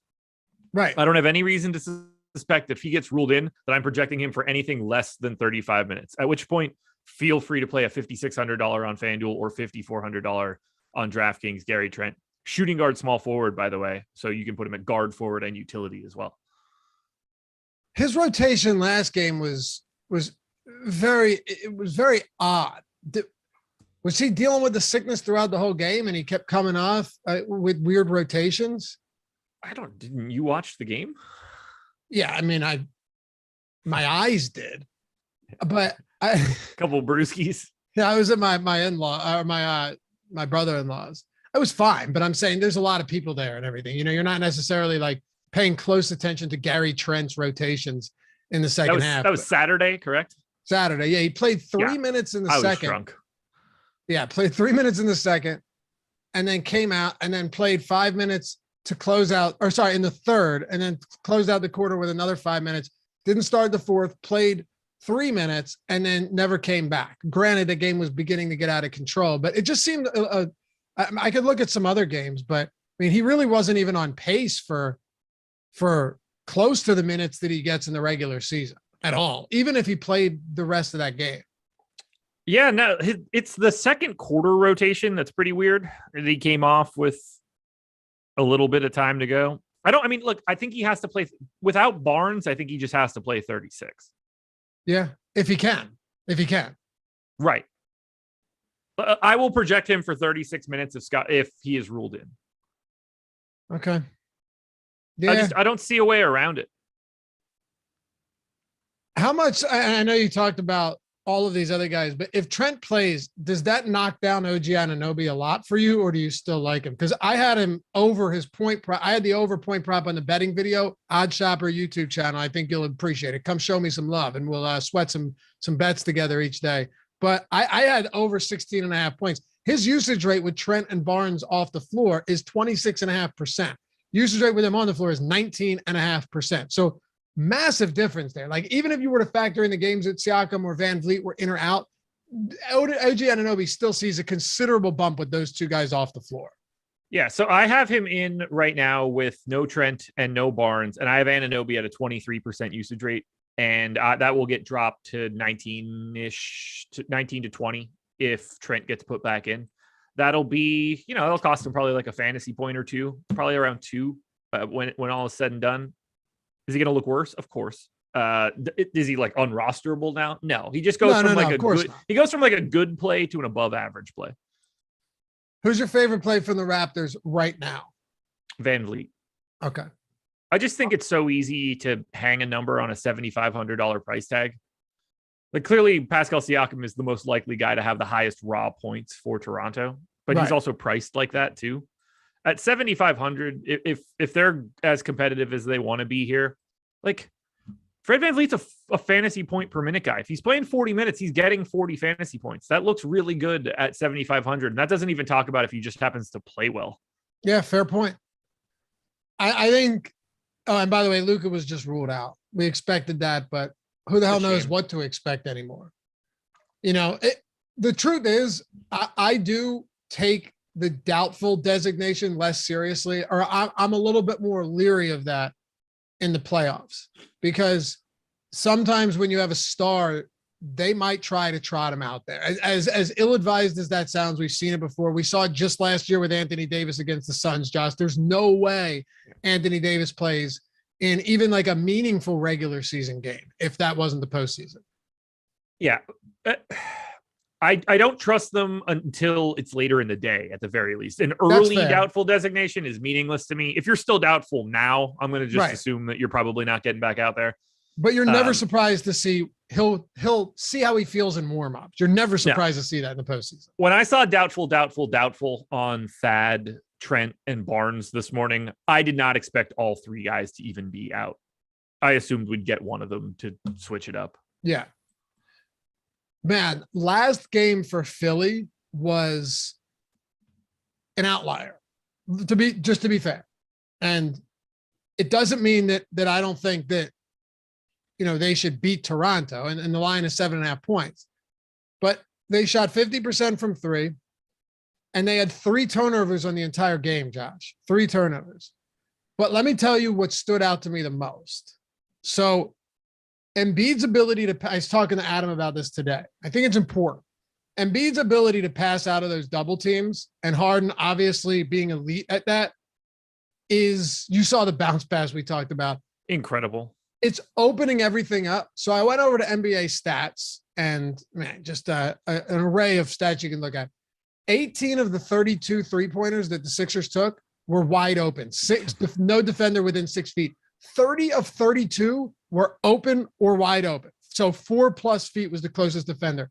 That's crazy. So while we can't make the shots for them, you definitely know that the way this offense is functioning right now, if Embiid doesn't have to score 40 a game, everyone's getting open 3-point looks. They're going to be able to do that again, I would expect, especially like not having Barnes matters. I mean, we're talking about a guy that guards 1 to 5, you know, the perfect switching guy for right now. I mean, like it's not the worst thing in the world to get Thad Young out there instead. But like Boucher is not that answer. Armani Brooks, if he's getting minutes, is not that answer. It just makes their defense worse. And defense wasn't exactly Toronto's strong suit in game 1. I think Philly set up pretty well here. And they really just don't want to drop one. I don't think it's going to be fun if Philly drops game number 2, has to go to Toronto, put Thibault on ice. I assume he just hangs out in Philly. And that's like, not that he matters, because I don't think that he really does. It's just not fun to take a rotation guy out if you don't have to. So I'm expecting Philly to just handle business. I don't think that Toronto has the right matchups for Embiid, and I think he's just going to be able to create. I think that we could see either another big Maxey day or just Harden taking advantage a little bit more in comparison to Maxey. Yeah, I think so too. And that's the thing. Like, you'll be successful if Embiid doesn't have to drop 40. It's plain and simple. Yeah. If you can still win and Embiid drops 40, right? Like, he can be dominant. But you need to learn how to win otherwise, and that's what they did last game. But that Harden price point, I mean, I know that he closed out the regular season poorly, and he only shot 5 for 6 for 17 last game, but he was 4 for 7 from 3. He was 6 for 7 from the stripe, and he had 14 assists. So when you're just talking about the overall ability, especially on sites that reward 3-point bonuses, for him to rack up points at will. Fantasy points, 9,300 seems like a spot where I would like to get to a little of that. I love that price. To me, he's the second best play on DraftKings, clear across the board. And ownership would not suggest that right now. I don't get it at all. To me, that doesn't make a lick of sense unless you're just trying to play Jokic and Embiid at the same time. Sure. If that's the goal, sure. Like I can't really fault anybody for wanting to go to the higher raw point guy, but 9,300 for Harden point guard, shooting guard. I would like to get that quite a bit. To me, he is the second best option behind Embiid. I actually have Embiid ahead of Jokic. If you want to go the other direction, that's totally fine. That's not I'm not going to die on that hill. No, they both just look fantastic. I just think that Embiid feels a bit safer, but I don't get the ownership on Harden. Do I expect it to be a little bit higher than that? Yeah, probably. Would I just have assumed that it would be already? Yes. Yeah. And it's also possible that Doc last game just wanted to throttle the Raptors and not cough up another fourth quarter lead, which, he has been notorious for doing in the past. Feels like every Sixers coach. But Harden came off with 3 minutes to go in that game, which means that he played over 40. Had that been competitive, does he still only play 40 and his rotation looks a little bit different? Probably, maybe. Could he have played 43? Possibly. But I mean, you're definitely looking at another 40 minutes from James Harden tonight at a low 9K price point. That's all you need to know. Yeah, I mean, he was basically doing it in the regular season too. I got him in for 40. I would be shocked if he plays less. It's because this game isn't competitive or he's hurt. I wouldn't even be like if he finishes that game out, he's playing 43. So that's right there for you. If you don't think that if James Harden can pay off 9,300 in 43 minutes, you got another thing coming, fella. Yeah, good luck today. Do you think so? I actually approached this one from a betting angle, like the over 3-point props on some of these guys, the Maxies and the Harrises, because of what I was talking about earlier. And I just think everything open, the C's kind of part for them. I do think from a DFS standpoint, it's a little bit less enticing to play some of the non-Joel Embiid and Harden guys. Are there any that you like maybe as tournament options at low ownership? I mean, if you want to go to Maxey or Harris, I think that's reasonable. I probably like Harris on FanDuel the most out of like all four combinations there. Maxey at 6,900 or 6,400 on DK is priced about where he should be. I don't have much of an issue for their ownership. Like I have Maxey, I don't know, like around 10th to 15th on the slate.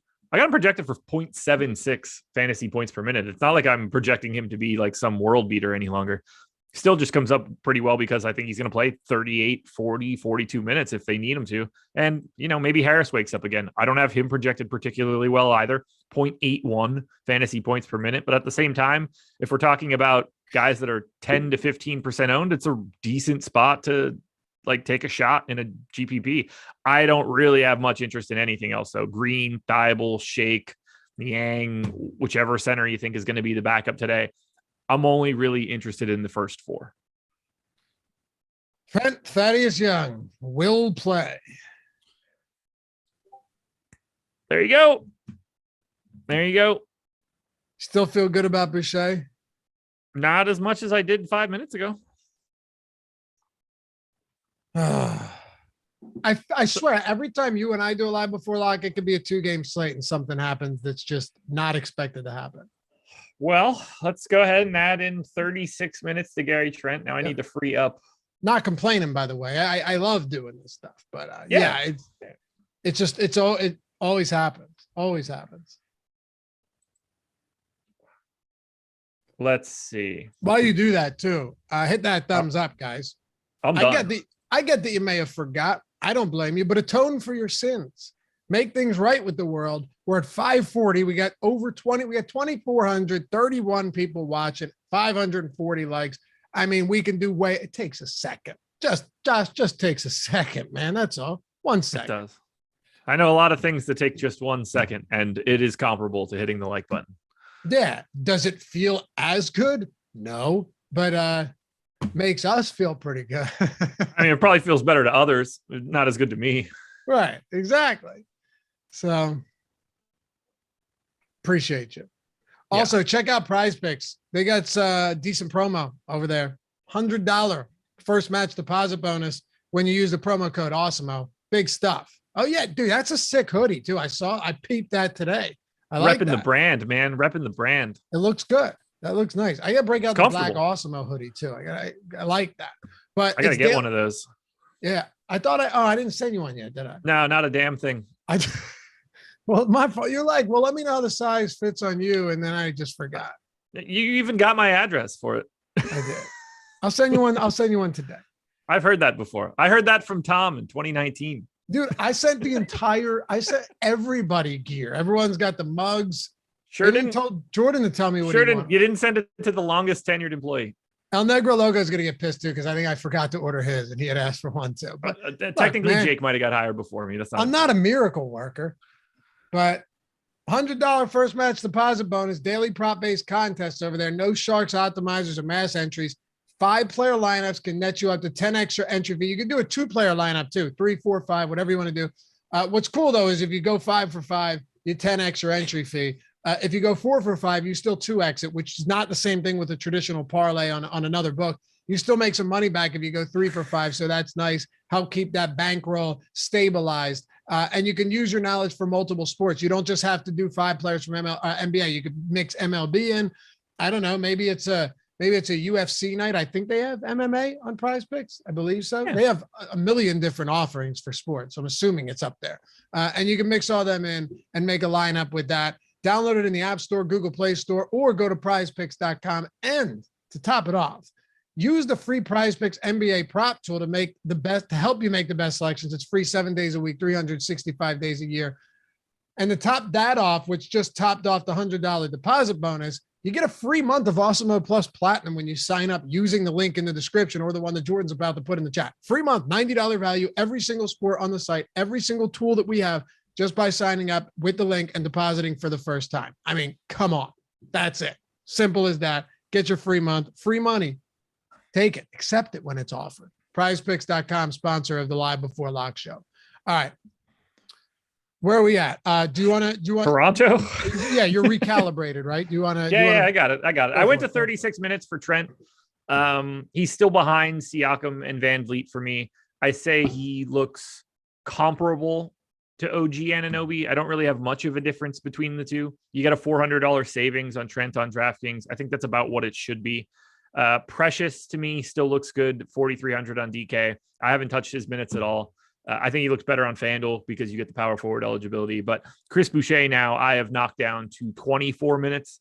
And we'll see what his ownership ends up doing. Still in play. I'm not super interested in Thad or Kem Birch if he happens to get out there. I think they're probably running 8 guys here. Okay.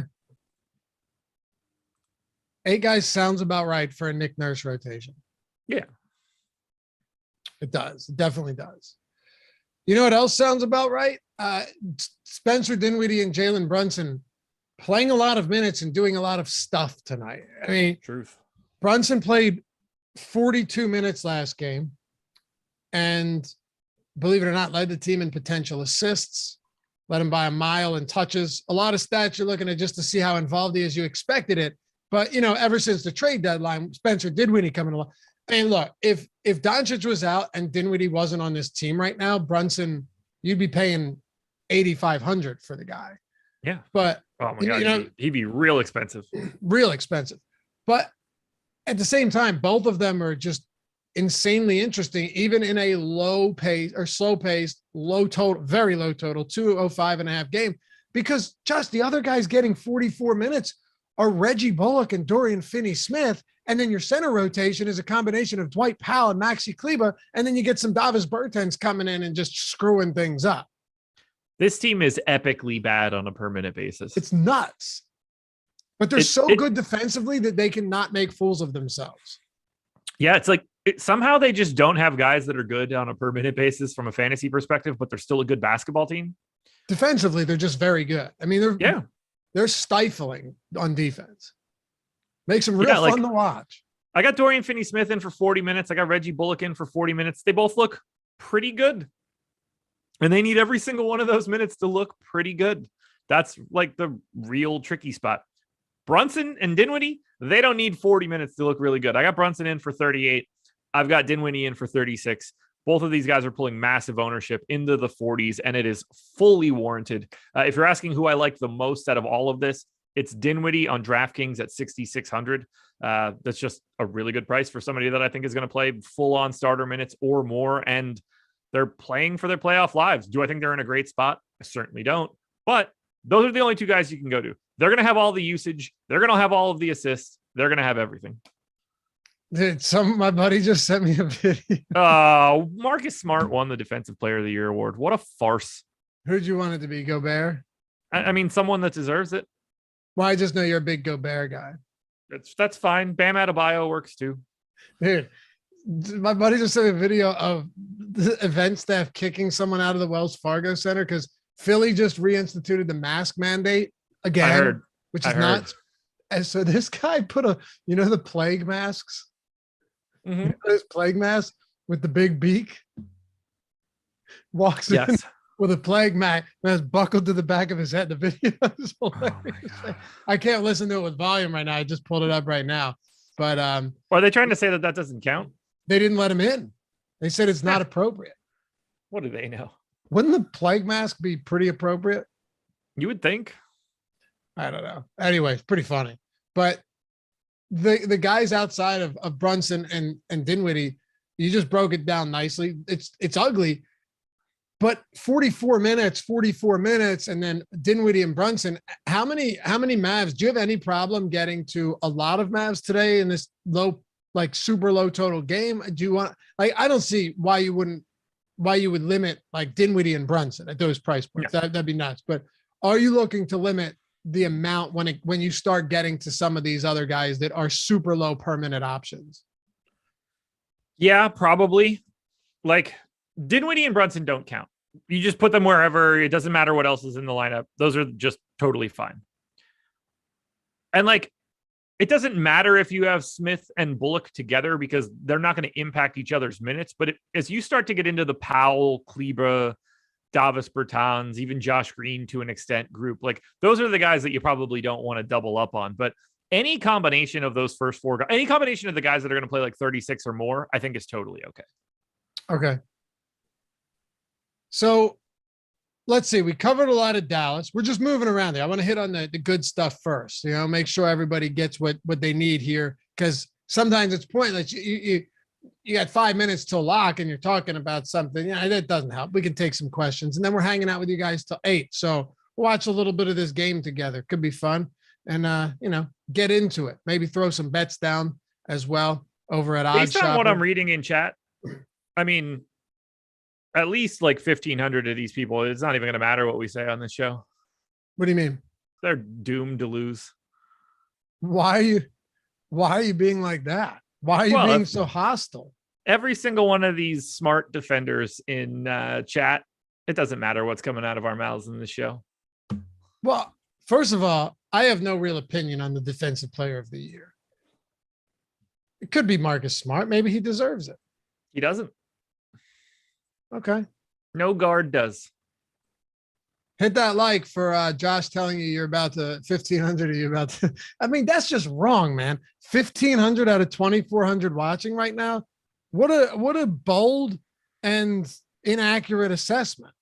Well, I'm That's taking 63%. I'm taking a sample out of all the dumb stuff that I see flying past my face and just assuming that it's most.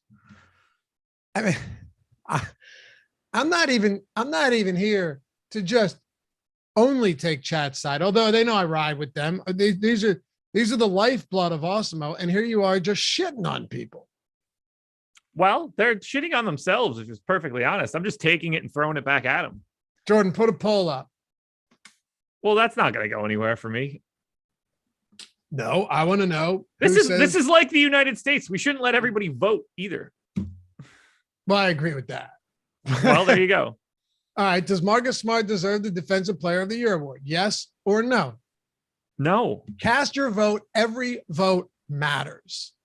No, and I'm to saying be clear here, he's really good defensively. It's just impossible for a guard to provide the same defensive value as a big. Full stop. Okay. I'm just saying 63%. That's not right. Well, it's 50-50 now. Okay. All right. Now we're leaning to no. Vargas says only simps will say no. Oh my God, Jordan, markedly better looking than Davis Bertans. I mean, come on. That is a great picture of me. You got Davis Bertans up there, the German ginger, trying to tell me. Stephen Leibowitz, you're completely correct. I have no idea who my senators are. Yo, dude. But Stephen, Josh doesn't vote. So that's not true. You vote? I have voted in the last 3 presidential elections. Really? Yes. Okay. I did not know that. I did not win most of those. So you don't know who you don't know who your senators are? No. No? Okay. No, I don't. I can name some guys, but I don't know if they're congressmen or senators, and I don't know if they're still my senator or they were my senator. Just name one, and then we'll get back to basketball. Like maybe Pat McCrory, but I don't know if he's still there. No, what do you mean? Why do you say no? Do you know the North Carolina Senators? I know one of them, yeah. Who is it? Tom Tillis. Tom. Isn't that Pennsylvania?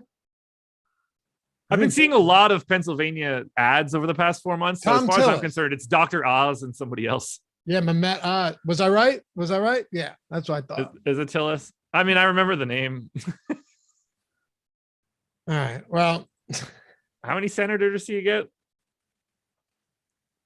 Just kidding. That one I know. There's 100 senators. Well, 101 if you count Kamala Harris as the tiebreaker.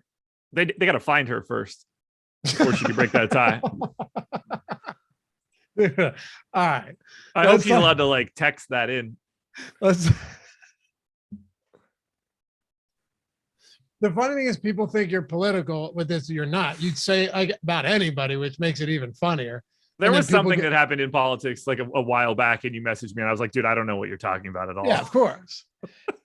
Do you think Jokic today, who you have behind Joel Embiid, do you think that he is someone that you should be prioritizing? And yes, obviously the answer is like, of course you want Jokic, but you know how No, but you know how many short slates like this you'd be saying jam Jokic in. Like generally speaking, is that the same thing? And dude, Adam and I were talking about Malone running the full bench for like 6-7 straight minutes in the first half of that game, keeping Jokic on the floor. Cousins gets ejected. Who knows if he would have made that adjustment, but he can't do that again tonight. He can't. I mean, he might, because he's not bright, but no, look, you can't just blindly jam Jokic today because of Embiid. Like, to me, Embiid is slightly better. If you want to say that Jokic is slightly better, I don't mind. We can just say that those two guys are very clearly the two best options. But we also have the ability to put Pascal Siakam at center.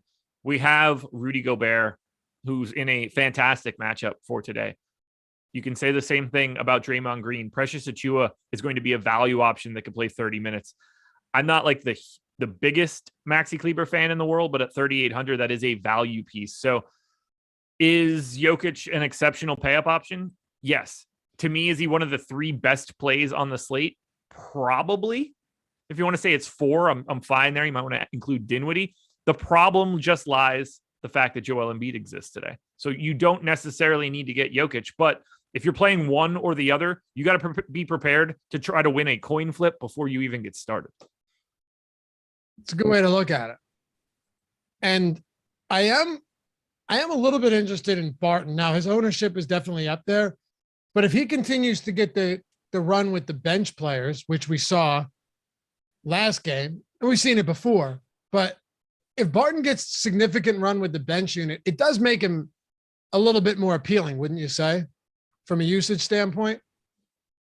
I mean, it should help him out tremendously. The question is, do they do it? That's what I mean. I don't know. I mean, he has for so long, Will Barton was the guy that just like automatically benefited in all of these scenarios. And now he doesn't appear to be that guy any longer. I know. I don't know if he just doesn't have it. You know? But he played 35 minutes last game and he only played 5 without Jokic. So it wasn't a ton of minutes that he played without Jokic.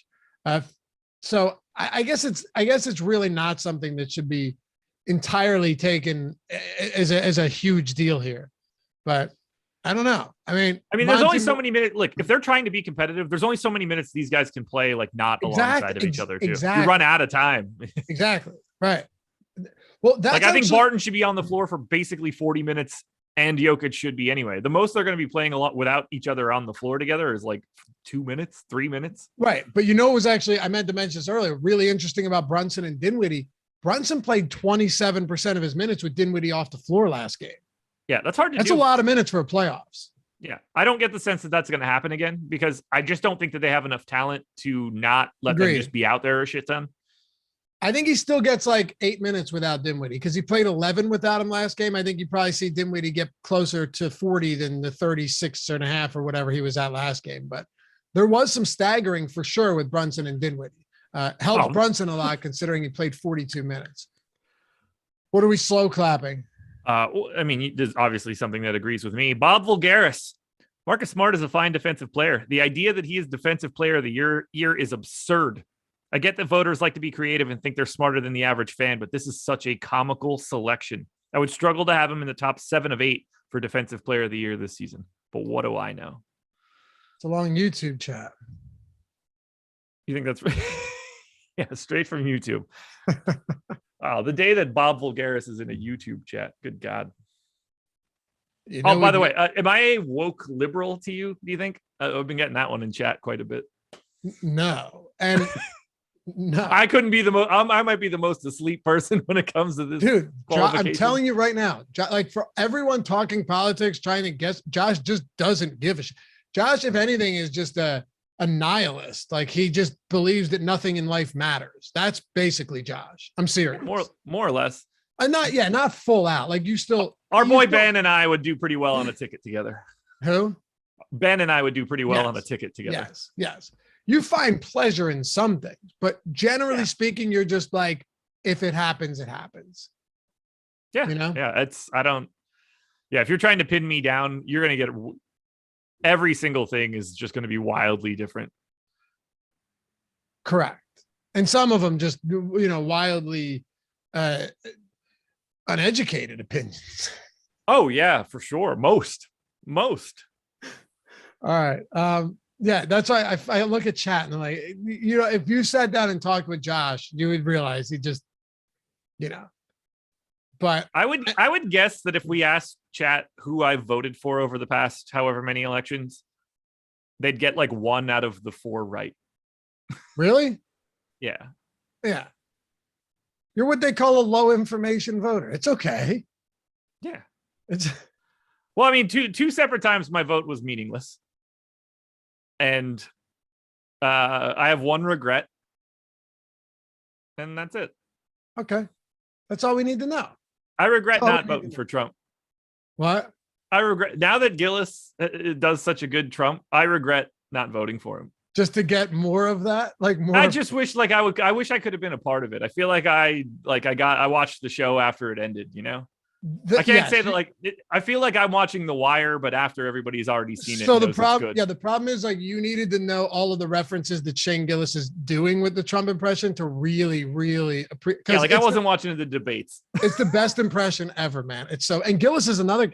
He doesn't care one way. Yeah. He's like you in that. Anyway, I want to ask you about Rand Donovan. Paul is ugly. Your wife's dog face, Ted. You guys should watch that. Trump speed dating, Gillian Keeves YouTube channel. I'll rep them. I don't care. Throw it out there, man. Those guys are phenomenal. The militia funeral was the funniest thing I've ever seen. But with Donovan, it would be cool if this was I wish this was a MAGA hat. It would have been great. Troops. With Donovan Mitchell, though, right? He's at a price point that is kind of in no man's land because you got Harden up there, not too far from him, and you got Van Vliet not too far below him. He's kind of sandwiched in between those guys. I guess you could say, and Adam basically said this morning, it's an accurate price. But do you think a guy who played 42 minutes last game had a 41% usage rate, just chucked all game, even though he wasn't hitting at all in the first half? Do you think the ceiling is there for Donovan Mitchell tonight in this matchup? Feels like it should be, right? I mean, like no one's taking anything away from him. I think he looks really good. I just think he's like a really weird guy to pin down today. Like for some strange reason, he doesn't pop like he should, even though I've got him projected really well and his per minute rates are great and like the price isn't all that problematic. He just kind of, I don't know if it's just because of the matchup, because of this 205 total or whatever it's at right now. I know it was 205 a little bit earlier. I'm thinking that this game itself is just negating Mitchell enough that it's not letting him pop over guys coming out of Denver, Golden State, or coming out of Toronto, Philly. It does feel that way. And by the way, some people are on to the fact that you're just baiting here, but I know you are.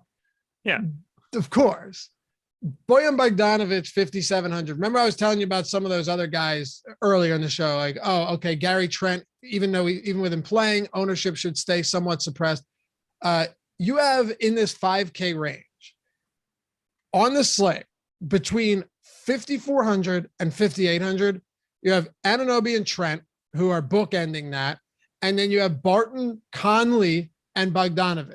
So I'm talking about DraftKings, but Bogdanovic, who had attempted 20 shots last game, and then Mike Conley. How do you prioritize guys like that today in this 5K price range? I mean, I always have a little bit of trouble wanting to go to more Conley in these scenarios because I just don't ever feel like he's going to be the guy that just soaks up a ton of additional time.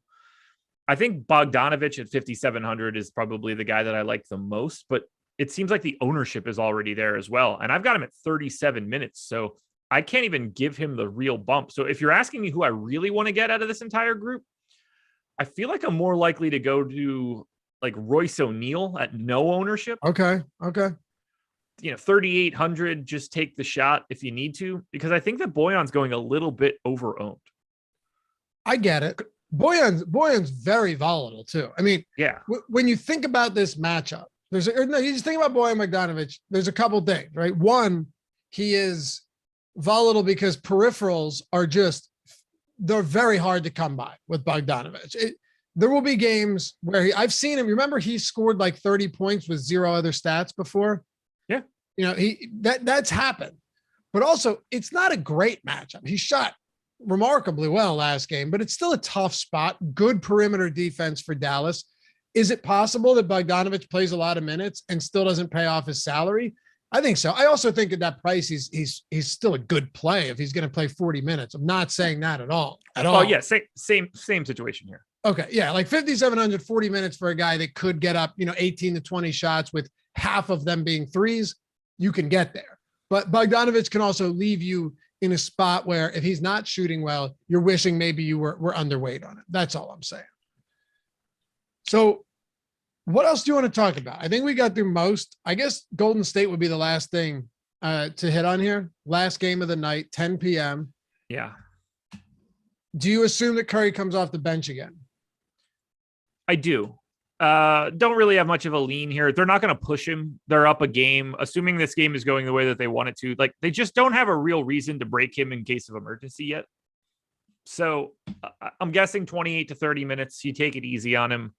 You stagger him and pool a little bit more, and you just make sure like one of those guys was just, or at least 2 of 3 of Curry, Poole, and Clay are just sort of always on the floor together. He's 8,900 on FanDuel and 9,100 on DraftKings. Even if he's starting, I don't know how much you really want to get to outside of just, hoping that Steph has I just made 12 threes in a game. 45% of people say that Marcus Smart should have won. So 55% saying no, Josh. I just retweeted Nate Duncan's tweet, and he explained it perfectly. No one in the league thinks that Marcus Smart is a better defender than Rudy Gobert. If they did, Marcus Smart wouldn't make $17 million a year, and Rudy Gobert wouldn't be on a supermax. It's actually a pretty good point. But what if next? And if they got new contracts today, Rudy Gobert would make infinitely more money than Marcus Smart again. That's why subjective awards are stupid. I've said that all the time. I think they're stupid. They really are, because people vote out of spite sometimes. They're just to be contrarian, just to be different. They wish they were those guys. I believe that. Not all of them. I think a lot of them do. People are not voting for Rudy Gobert because they don't want to vote for Rudy Gobert anymore, because they think that he's the reason that the Jazz are bad in the playoffs. Which is nuts. No, they're bad in the playoffs because Donovan Mitchell and Jordan Clarkson and Bojan get beat like a drum on the 3-point line, and he can't do all of the jobs at the same time. Yep. Again, it's not to say that Marcus Smart's not good. He's one of the best perimeter defenders in basketball. You just can't have the same impact as stopping people from getting to the rim. You're right about it. I could go all day on this one. It's infuriating. I could go all day telling you about all the free content we have today, because it's plentiful. We are replete at Awesemo with free content today. NBA ownership rankings, still got time for that. MLB player rankings, well, not anymore. NHL player rankings. I'm assuming you can still get in on the late slates for those, though. A lot of games. So all of that free today. And if you want to check out everything else we have at Awesemo, go to awesemo.com/join. If you haven't signed up at Prize Picks, just sign up at Prize Picks and use the link in the description. And when you deposit, you get a free month of everything at Awesemo. It's a $90 value. So that would be the go-to for sure. But otherwise, awesemo.com/join. You can do a week, a year, one sport, every sport. You can do an express pass for less than $5 a week. Access to all of the tools that we have, all of them built by Awesemo himself, Alex Baker. All right. So just do this. Let's do this. We have 5 minutes to go. Did I miss any super chats? I feel like I probably did. We had a DK tournament, Embiid and Danny Green, or Jokic and Rivers, Josh? Embiid and Danny Green, or Jokic and Embiid and Danny Green.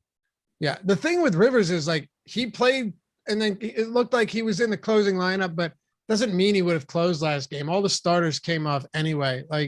Doesn't mean he's going to close this game. Do you think Jeff Green closes if it's competitive?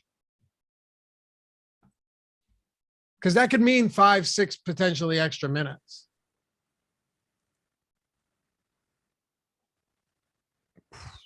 I'd be surprised. My filler arc with the super chat. I still think Michael, don't call me Mike Malone, will make this a boogie night. Finney Smith or Bullock, fellas. First of all, no, he wouldn't make it out of the stadium before he's fired. Yeah. I'm serious. I'm with you. Finney Smith or Reggie Bullock was the question. I mean, who's cheaper at this point? Like both of them are low per minute guys. Finney Smith or Bullock. They both played 44 minutes last game. I mean, it's unquestionably Bullock on FanDuel. He's $900 cheaper. I think it's probably Bullock on DraftKings too. Shooting guard, small forward is just a better designation than small forward, power forward. Okay.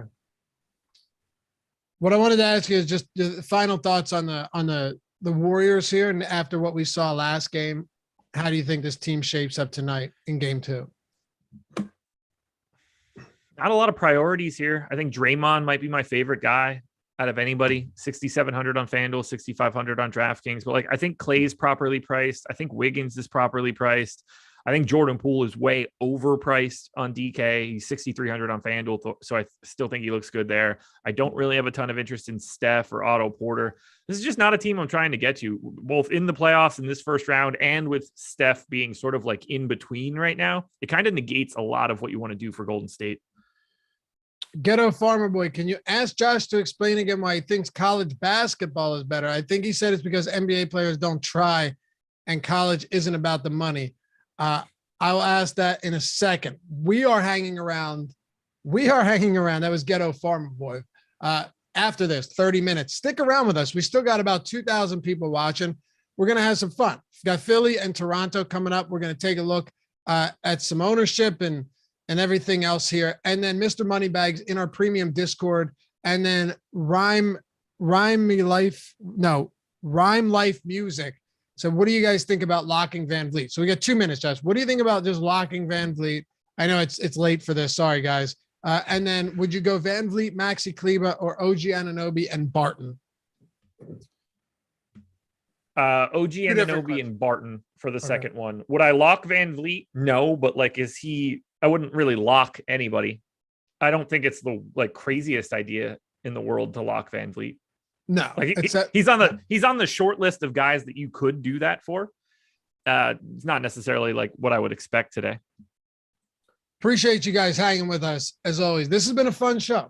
Always a fun show. Always an interesting one when Josh joins me here on Live Before Lock. Wouldn't have it any other way. Let me tell you. Always exciting. We're sticking. What'd you say? We have fun. Totally. That's a Gillis phrase right there. We have fun. We have fun.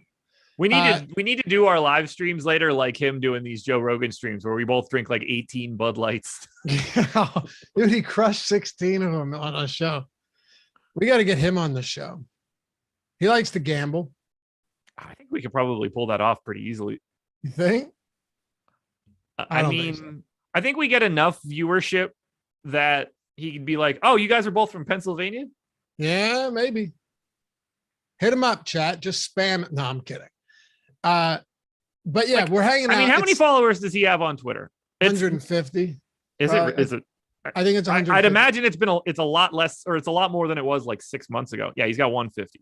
Yeah. It's not crazy. No, it's not. It's not crazy. Not crazy at all. Could be fun. God, but hey, so we have 1776 people watching, 720 likes. Terrible year. See, this is what I can't stand about this guy. I mean, just what an awful person. An awful person. Like, life would have been so bad if we were English. Don't. No, this is where I draw the line. Usually I can appreciate it. Not here. Nays, I think Nays called you a loyalist. That is good stuff, dude.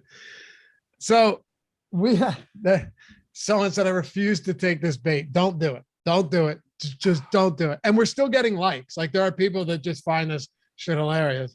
I think people agree with me, So 3 games today. I'm going to turn this game. I wish in the playoffs they would just start it when it's like, instead of starting it at, 10, 11 minutes after. Just give me game time. You know what I mean? Oh my God. What's up? Dude, Gillis just gained like crazy followers over the past year. Is that what you're looking at? All right. Yeah, of course. So if we're talking about these 3 games right now, I want thoughts from you real quick. Philly, Toronto, Dallas, Utah, Golden State, Denver. Give me your picks against the spread right now. Just I know you don't have, you might not have a pool. Well, you probably do because you have everything set up. So I can actually bet on these games now too. Finally. Oh, you're in PA. I know. Yeah, absolutely. I got some props in. I got OG over 16.5. I got it -110. It moved to -130. And then Gary Trent got ruled, and I hit it this morning. Got Brunson. Check out the Odd Shopper channel. You guys will love it if you enjoy betting. The Odd Shopper channel. I had Brunson over 5.5 assists at even money because I think if he plays that amount of minutes, we should be in business. What else did I have? I had another one that I really liked as well. I just can't think about it right now. But at Odd Shopper, we got props on Bielitsa, 75% expected win rate on Odd Shopper, under 3.5 rebounds. Okay. So give me your picks. Chat. Happy to hear from you guys as well. Let's hear it when it comes to these 3 games tonight. Philly's laying 7.5 at home. Yeah, I got to pull it up here. I'm looking at it right now. Okay. 7.5 is just a big number. It's a very big number. That's ripe for a backdoor cover. I thought so too. Did it move? Let's see. Has it moved? Has the Trent? I got 7.5 in front of me. Trent News hasn't moved it even a little bit. Not surprised. No. Give me the points with the Raptors. I don't really have a great feel there. I want the Jazz, and give me the Warriors. All right. Jazz and Warriors. Yeah, it feels like Dallas, and I could be wrong here. Feels like Dallas gave it everything last game. Yeah. Still came up short, had a nice lead early on, and then just couldn't get it done. Did you say Golden State? You said Warriors? Yeah, give me the Warriors. I don't know how many times you and I have talked about this, but in the playoffs, you just can't win series against good teams when you really only have one great player. No, it's too hard. If Denver had, Michael Porter, he's a good player, but the Jamal Murray injury, Jamal Murray is a difference maker. And it's like people kind of forgot because he hasn't played in a calendar year or whatever it is.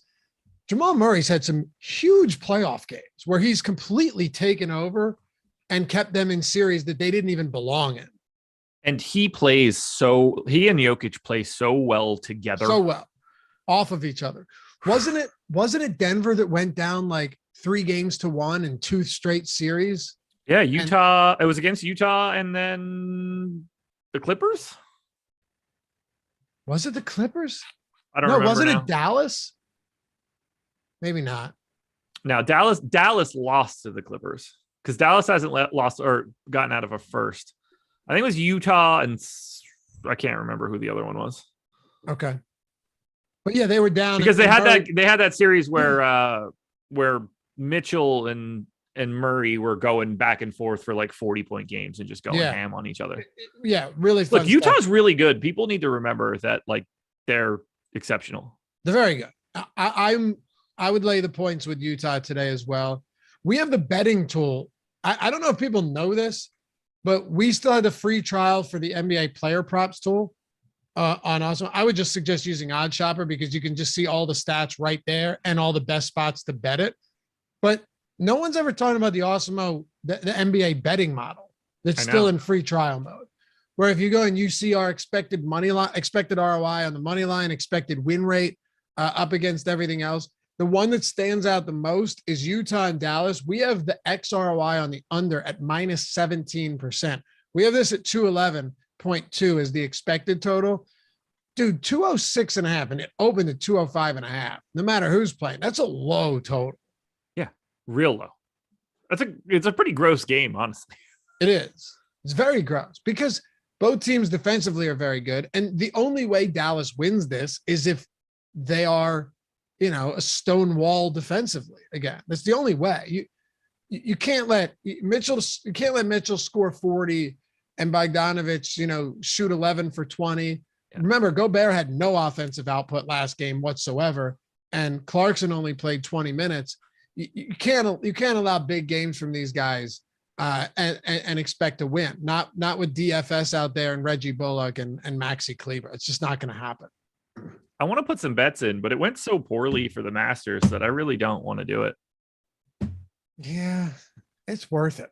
Like I was here and I fired away all my bets on Tiger to miss the cut. And then he played like a goober on Thursday and Friday and sneaks in and then plays like absolute steaming shit on Saturday and Sunday. So ruins that bet. And then the coup de grace, the piece de resistance of my entire betting card was betting that the winner of the tournament would win by 4 or more strokes. And then Scheffler 4 putts the final green to win by 3 and cost me the bet. I was crazy. Livid. Did he really 4-putt the? I stopped paying attention when I saw that he ran away with it, and he was through 17.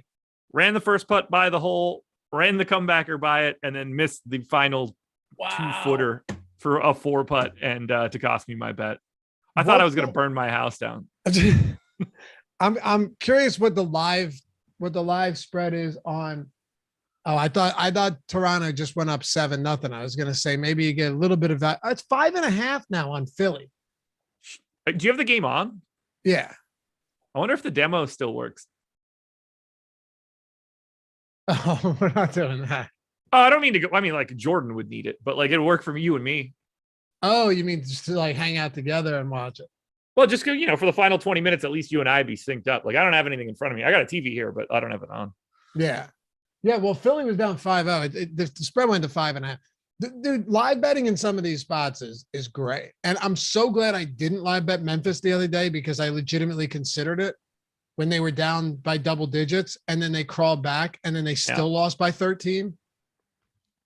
I'm not going to worry about placing any bets. I'm just going to keep going back to playing the Price is Right slot. I'm all about triple diamonds, man. Price is Right is my jam. Triple diamonds is a gold mine for me. Price is Right funded all of my golf bets, and I'm already up. I was up $1,000 sitting on my couch earlier. Yeah, it's fun, dude. I had triple diamonds on an $18 spin the other day for a solid 3,500. Oh, okay. Yeah. Oh, wait, how big was this? A $35 spin? No, 18. Oh, Jesus. Yeah, it gets ugly, but we do well. I'll start doing that now. I'm lying in bed and I couldn't, dude, Josh, I couldn't sleep. And I was like, I'll do one spin. But if I win on that spin, I can spin again. It's disorder. You don't got to tell me, man. You know what I'm talking about though, right? Yep. Like if I lose or if I get down to an even dollar amount, like to not zero balance, but like zeros, like a certain $100 mark or, whatever. Yeah. You got to set that the moment you start, you got to know what your cutoff is. So I hit one. It was bad. Or no, I won a little bit. Second one, straight triple diamonds across the board, man. Boom. Then I went to bed happy. And my daughter woke up. Gary Gregg says, you guys need to hit Tulsa. Machines are way better here. Could you imagine going to Tulsa on purpose? Where is that? Is that even in the United States? Not so you're baiting again. What state is it? That's when the show ends, I will be. Do you know what state it's from? Was that Texas? No, I'm serious. Be serious with me. North Texas. All right, you're fucking with me, right? Oklahoma. Okay. No, what do you mean approved states? No, verify me, fucks. But anyway, 11-2 Toronto. Yo, if you guys are in spots, get in on this. Get it. Also use our BetMGM promo. You can turn $10 into $200 if you just bet on any team to score 22 plus points tonight. So that's nice. You got to use the link. Jordan, do you have that link anywhere? Just throw that shit in there for anybody. I mean, it's crazy. Take advantage of those offers. Sixers 3.5-point favorites now. All right. It's got to be done. Yeah. Gary Gregg said, of course, the England sympathizer wouldn't know where Oklahoma is.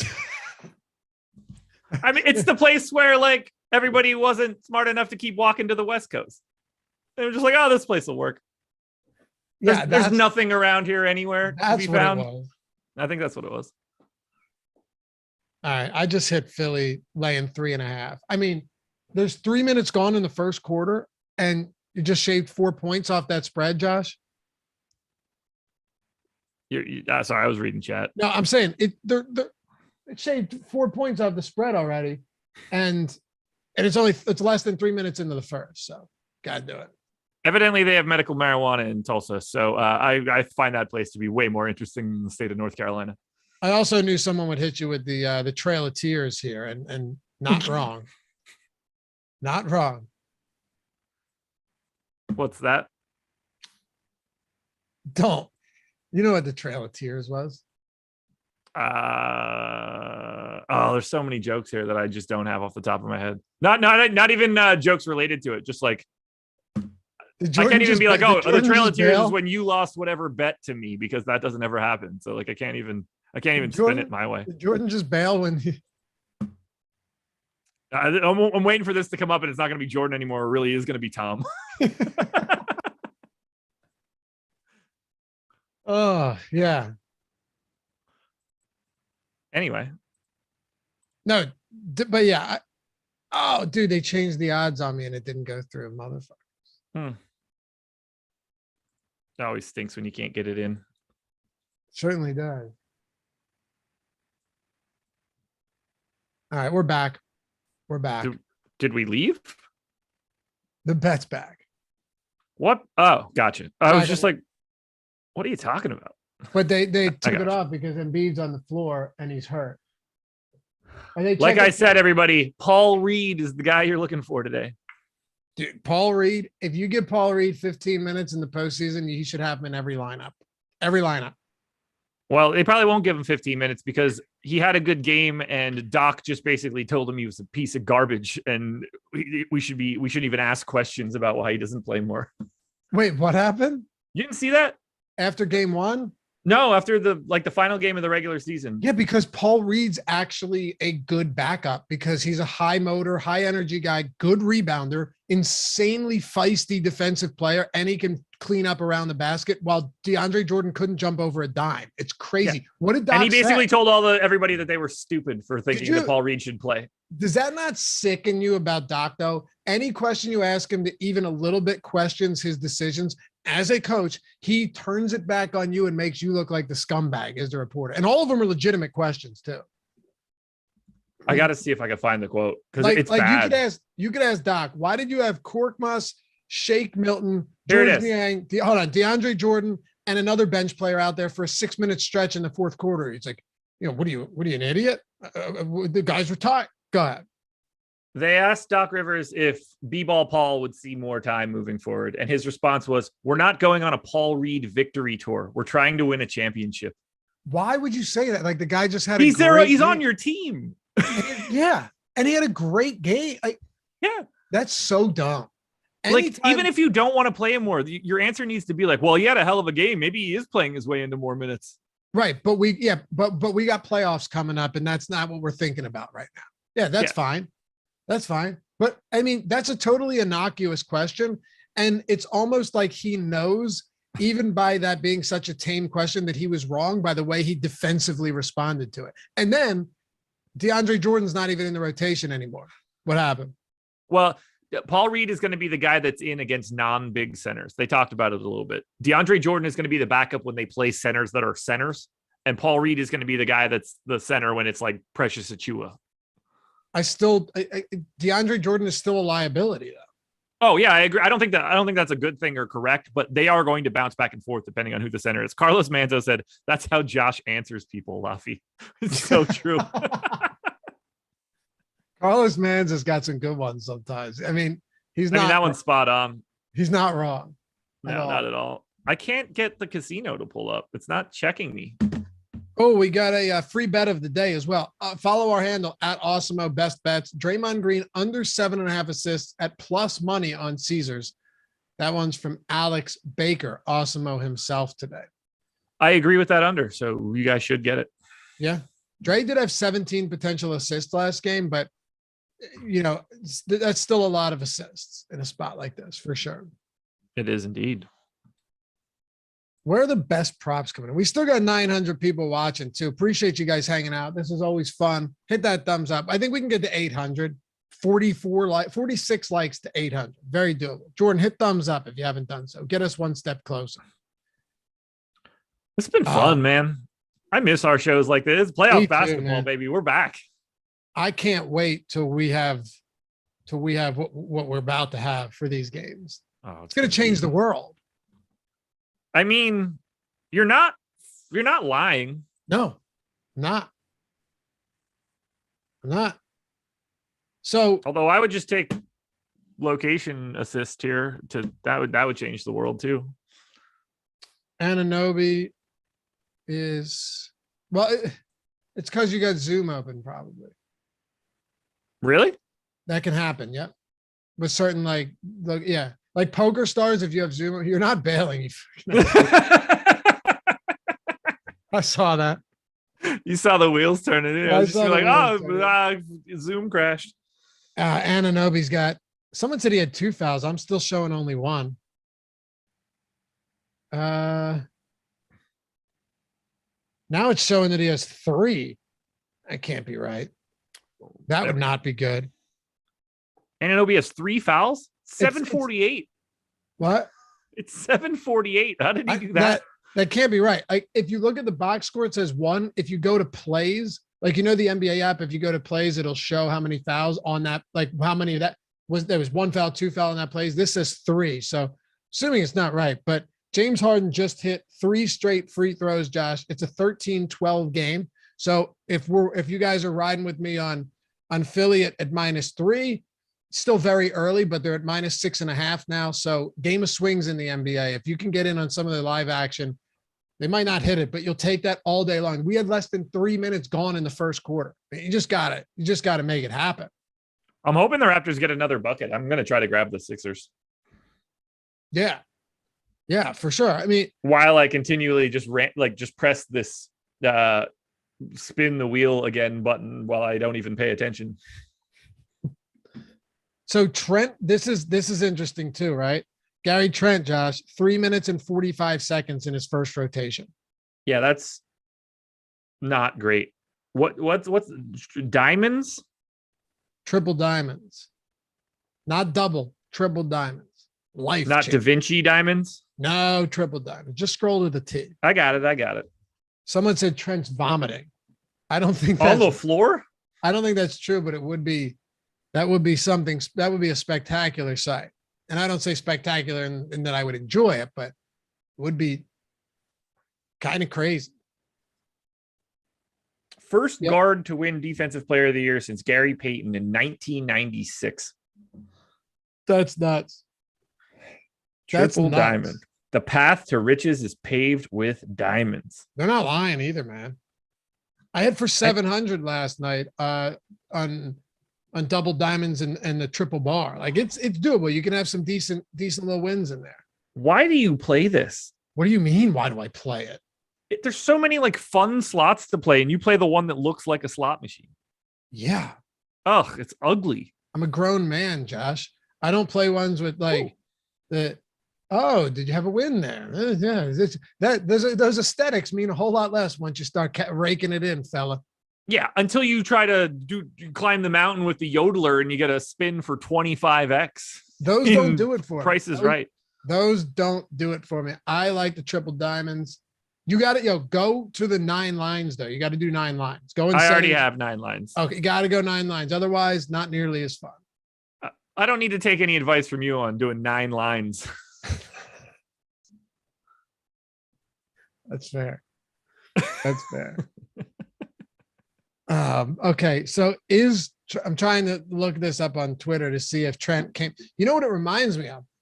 Josh, I had that Mitchell Robinson. I was talking about it on the props video at Odd Shop, right? A Mitchell Robinson double prop, and then just Mitchell Robinson over 18.5 points rebounds. This is when he was playing 36 minutes a game. Yeah. And then do you remember he comes out and he plays 1 minute and 20 seconds, gets 2 fouls, himself, which almost seemed intentional, and then never came back because he was sick. He had the poops. Yeah, he was dumping. Remember the Lamar Jackson dump game for Baltimore? No, I try to forget everything that happens in the NFL. You know that. Huge game, and he just disappears. backup. I don't know who it was at the time. Was it like RG3? Whoever it was threw a touchdown, and then Lamar came back, led him to overtime, maybe victory. Can't even remember. I should have never allowed Sean V back in here. Why not? I mean, if I'm being perfectly honest, like I didn't do it, so maybe somebody else did it. It came up earlier today on Gundacker's stream. I said specifically, like, this is a terrible idea. He's not bright. It apparently didn't work. But I didn't think he was banned in the first place. So it's possible that he just showed back up. Why can't you just embrace the haters? Yeah, he's not even a hater. I can't have somebody in here being like, I don't like this baseball team today because they don't do well in day games on Tuesdays in Colorado. See, the funny thing about you is there's some people that get very offended by personal attacks, right? And it's all you don't care about that. No. You're indignant when you think this is very odd. I mean, you would be an interesting psychological case study for sure. You're indignant. If anybody wants to commission that study, go for it. You become indignant when someone says something that you think is stupid. They could insult you all day long and you're just like, let them go. You wouldn't ban them. But when someone says something sports related that you vehemently disagree with, they're gone. Yeah. Well, here's the deal. Personal attacks to me don't affect the rest of the people in chat. I want to try to prune the chat of incorrect takes so that the people that are watching our show don't get bogged down with too much garbage. So you're the bad take gatekeeper is what you're saying. Yeah. Okay. I'm trying to help the rest of chat not have to see dumb stuff and then think like, oh, well, maybe that's true. This guy said it. Okay. I mean, I think that's I've known you long enough to actually believe what you're saying. Yeah. I don't care about personal attacks, especially if you do it like correctly.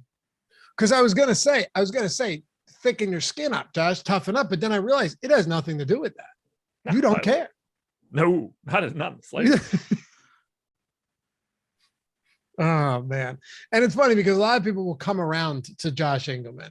They'll eventually come around. They'll start hanging out at 6:30 a.m. for the process show Monday through Friday. Are you still doing that for playoffs? Damn, Skippy. It's speaking of, if you're if you're a process show person and you're watching tomorrow, probably gonna start it up a little bit earlier. I gotta bounce at like 6:45 and get to driving. So sorry. Okay. And prize picks too. Free month of Awesemo Plus Platinum. I could tell you to go to awesemo.com/join. Or I could tell you to get a free month by using the link in the description, simply clicking it, depositing. And do you even have to deposit, Jordan? I'm assuming you do, right? Like you probably have to deposit a few bucks on there, right? Yeah, probably like $10. Get a free month of Awesemo Plus. We'll email you in 24 to 48 hours. And you'll get up to $100 deposit match bonus when you sign up. So $90 Awesemo Plus Platinum subscription, all sports for the month. And up to $100 match deposit bonus. Good stuff. Good stuff. So I must say, dude, I just went triple diamond, didn't hit the third triple diamond. Oh, that's when that blood and that heart rate goes up and you hit the second one and you hear you got to turn the volume on after this because you'll hear the bing, bing. Had a shot, so man. I don't know how big your spins are, but that's still a decent win right there. Yeah, 9. Okay, so 9. Yeah, that's a nice little win. Nice little win. For sure. I'm telling you, man, you're going to like this triple diamond. You're going to like it. No, I'll never do this again. If in 4 minutes, I'll go downstairs. I'm going to hit a little and then play some prices right. So are you telling me, and I'm not saying right now, but if you're telling me you find a machine that's just running hot, and you don't like the way it looks, you'll just stop playing? I don't even know what that example could be. Well, I can tell you.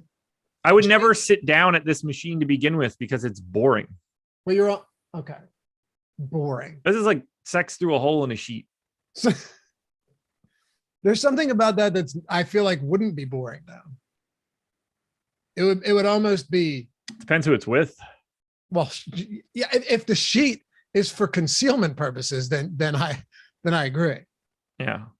If it's just to get wild, be like, hey, you want to try a sheet tonight? I guess it's not the craziest thing. Joel Embiid and Harden have 15 of the Sixers' 18 points right now. Harden, seems about right. 5 points, 2 rebounds, 2 assists, a steal, and a block. That's not too bad. Yeah. Embiid's got 10 and 2. What's going on in Toronto? Van Vliet's got 8 points, an assist, and 2 swipes. You'll take that for sure. Especially on FanDuel. What's that? Especially on FanDuel. Yeah. Siakam has 2 fouls, but I mean, that really doesn't matter unless he catches a third. There's no way you're honestly, dude, even if Siakam caught a third foul early in the second, let him play. Let him play. You have to. I was just dangerously close to triple diamond. It gets a little trickier with the Barnes injury, but like, yeah, for the most part, I agree with you.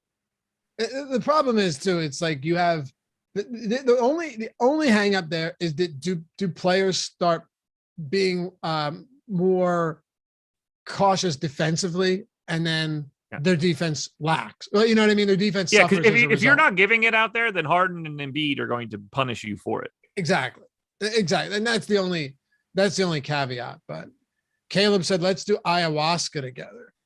Deal. You know, I've always thought about it. A little dimethyltryptamine, but the problem is, I'm worried of what would happen. What would be conjured up inside of this insane head of mine. That's what I want.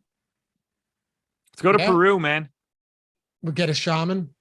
Yeah, when we're millionaires. Could be. I think it's a good idea. I think we should do it. I would do it. Fuck it. Why not? Ain't gonna kill me. May have an ego death though. You know who's having an ego death right now? Chris Rock, right? I think that's like the name of his tour. Ego death. That's right. Yeah. Well, this has been fun, man. I don't feel like we've been sitting here for 90 minutes, but that's probably how. Now I know how it feels to be Adam. Just like show up to a show fully on ready. Well, I appreciate you guys being with us. We still got almost 700 people hanging. I mean, this is fun, and it's going to be even more fun. Wait till we get to some of these good playoff games and unveil what we've got in the works here. Oh man, I'm stoked. I am stoked. Caleb McLean says, "Come to Arkansas. No need for all that. Y'all good with me? You think I'm going to come to Arkansas? Why do we keep naming these ridiculous places? I don't know. I'd rather go to the metaverse. I've never been to Arkansas, but I think I would go hang out with Caleb McLean. He's the one that always sidetracked. What's up? Where would you go? I'd be like, where's Bill Clinton? I don't know. Not in Arkansas. Name 2 Arkansas cities. Name the capital. I don't know if I could. All right. Is it worse than Oklahoma? I know Tulsa well because it's always on the first 48. Like every episode is on the first 48. I can only think of Little Rock, and then I was done. Wait, Arkansas? Yeah, Little Rock, Arkansas. That's where Arkansas City. There probably is. When in doubt, just go with the state and then the city. Yeah. I still haven't seen somebody name anything other than Little Rock. Well, Charles is in Fayetteville, so I guess Fayetteville. North Carolina? There's probably a bunch of Fayettevilles. Yeah, but there's only one that matters. Thanks to you guys. Appreciate you. As always, stay tuned for some great stuff. Last time I'll say it, Josh. Stay tuned, right? Am I right or am I right? We're going to have some fun. If you think today was good, and you probably don't, it's going to look like this, but worse. Shout out to our boy Jordan Klein for producing the show. As always, wonderful fellow with us throughout the show. Good luck tonight, you guys. We'll see you back here soon. Follow Josh at Josh Engleman, me at Lafayette _D. Peace.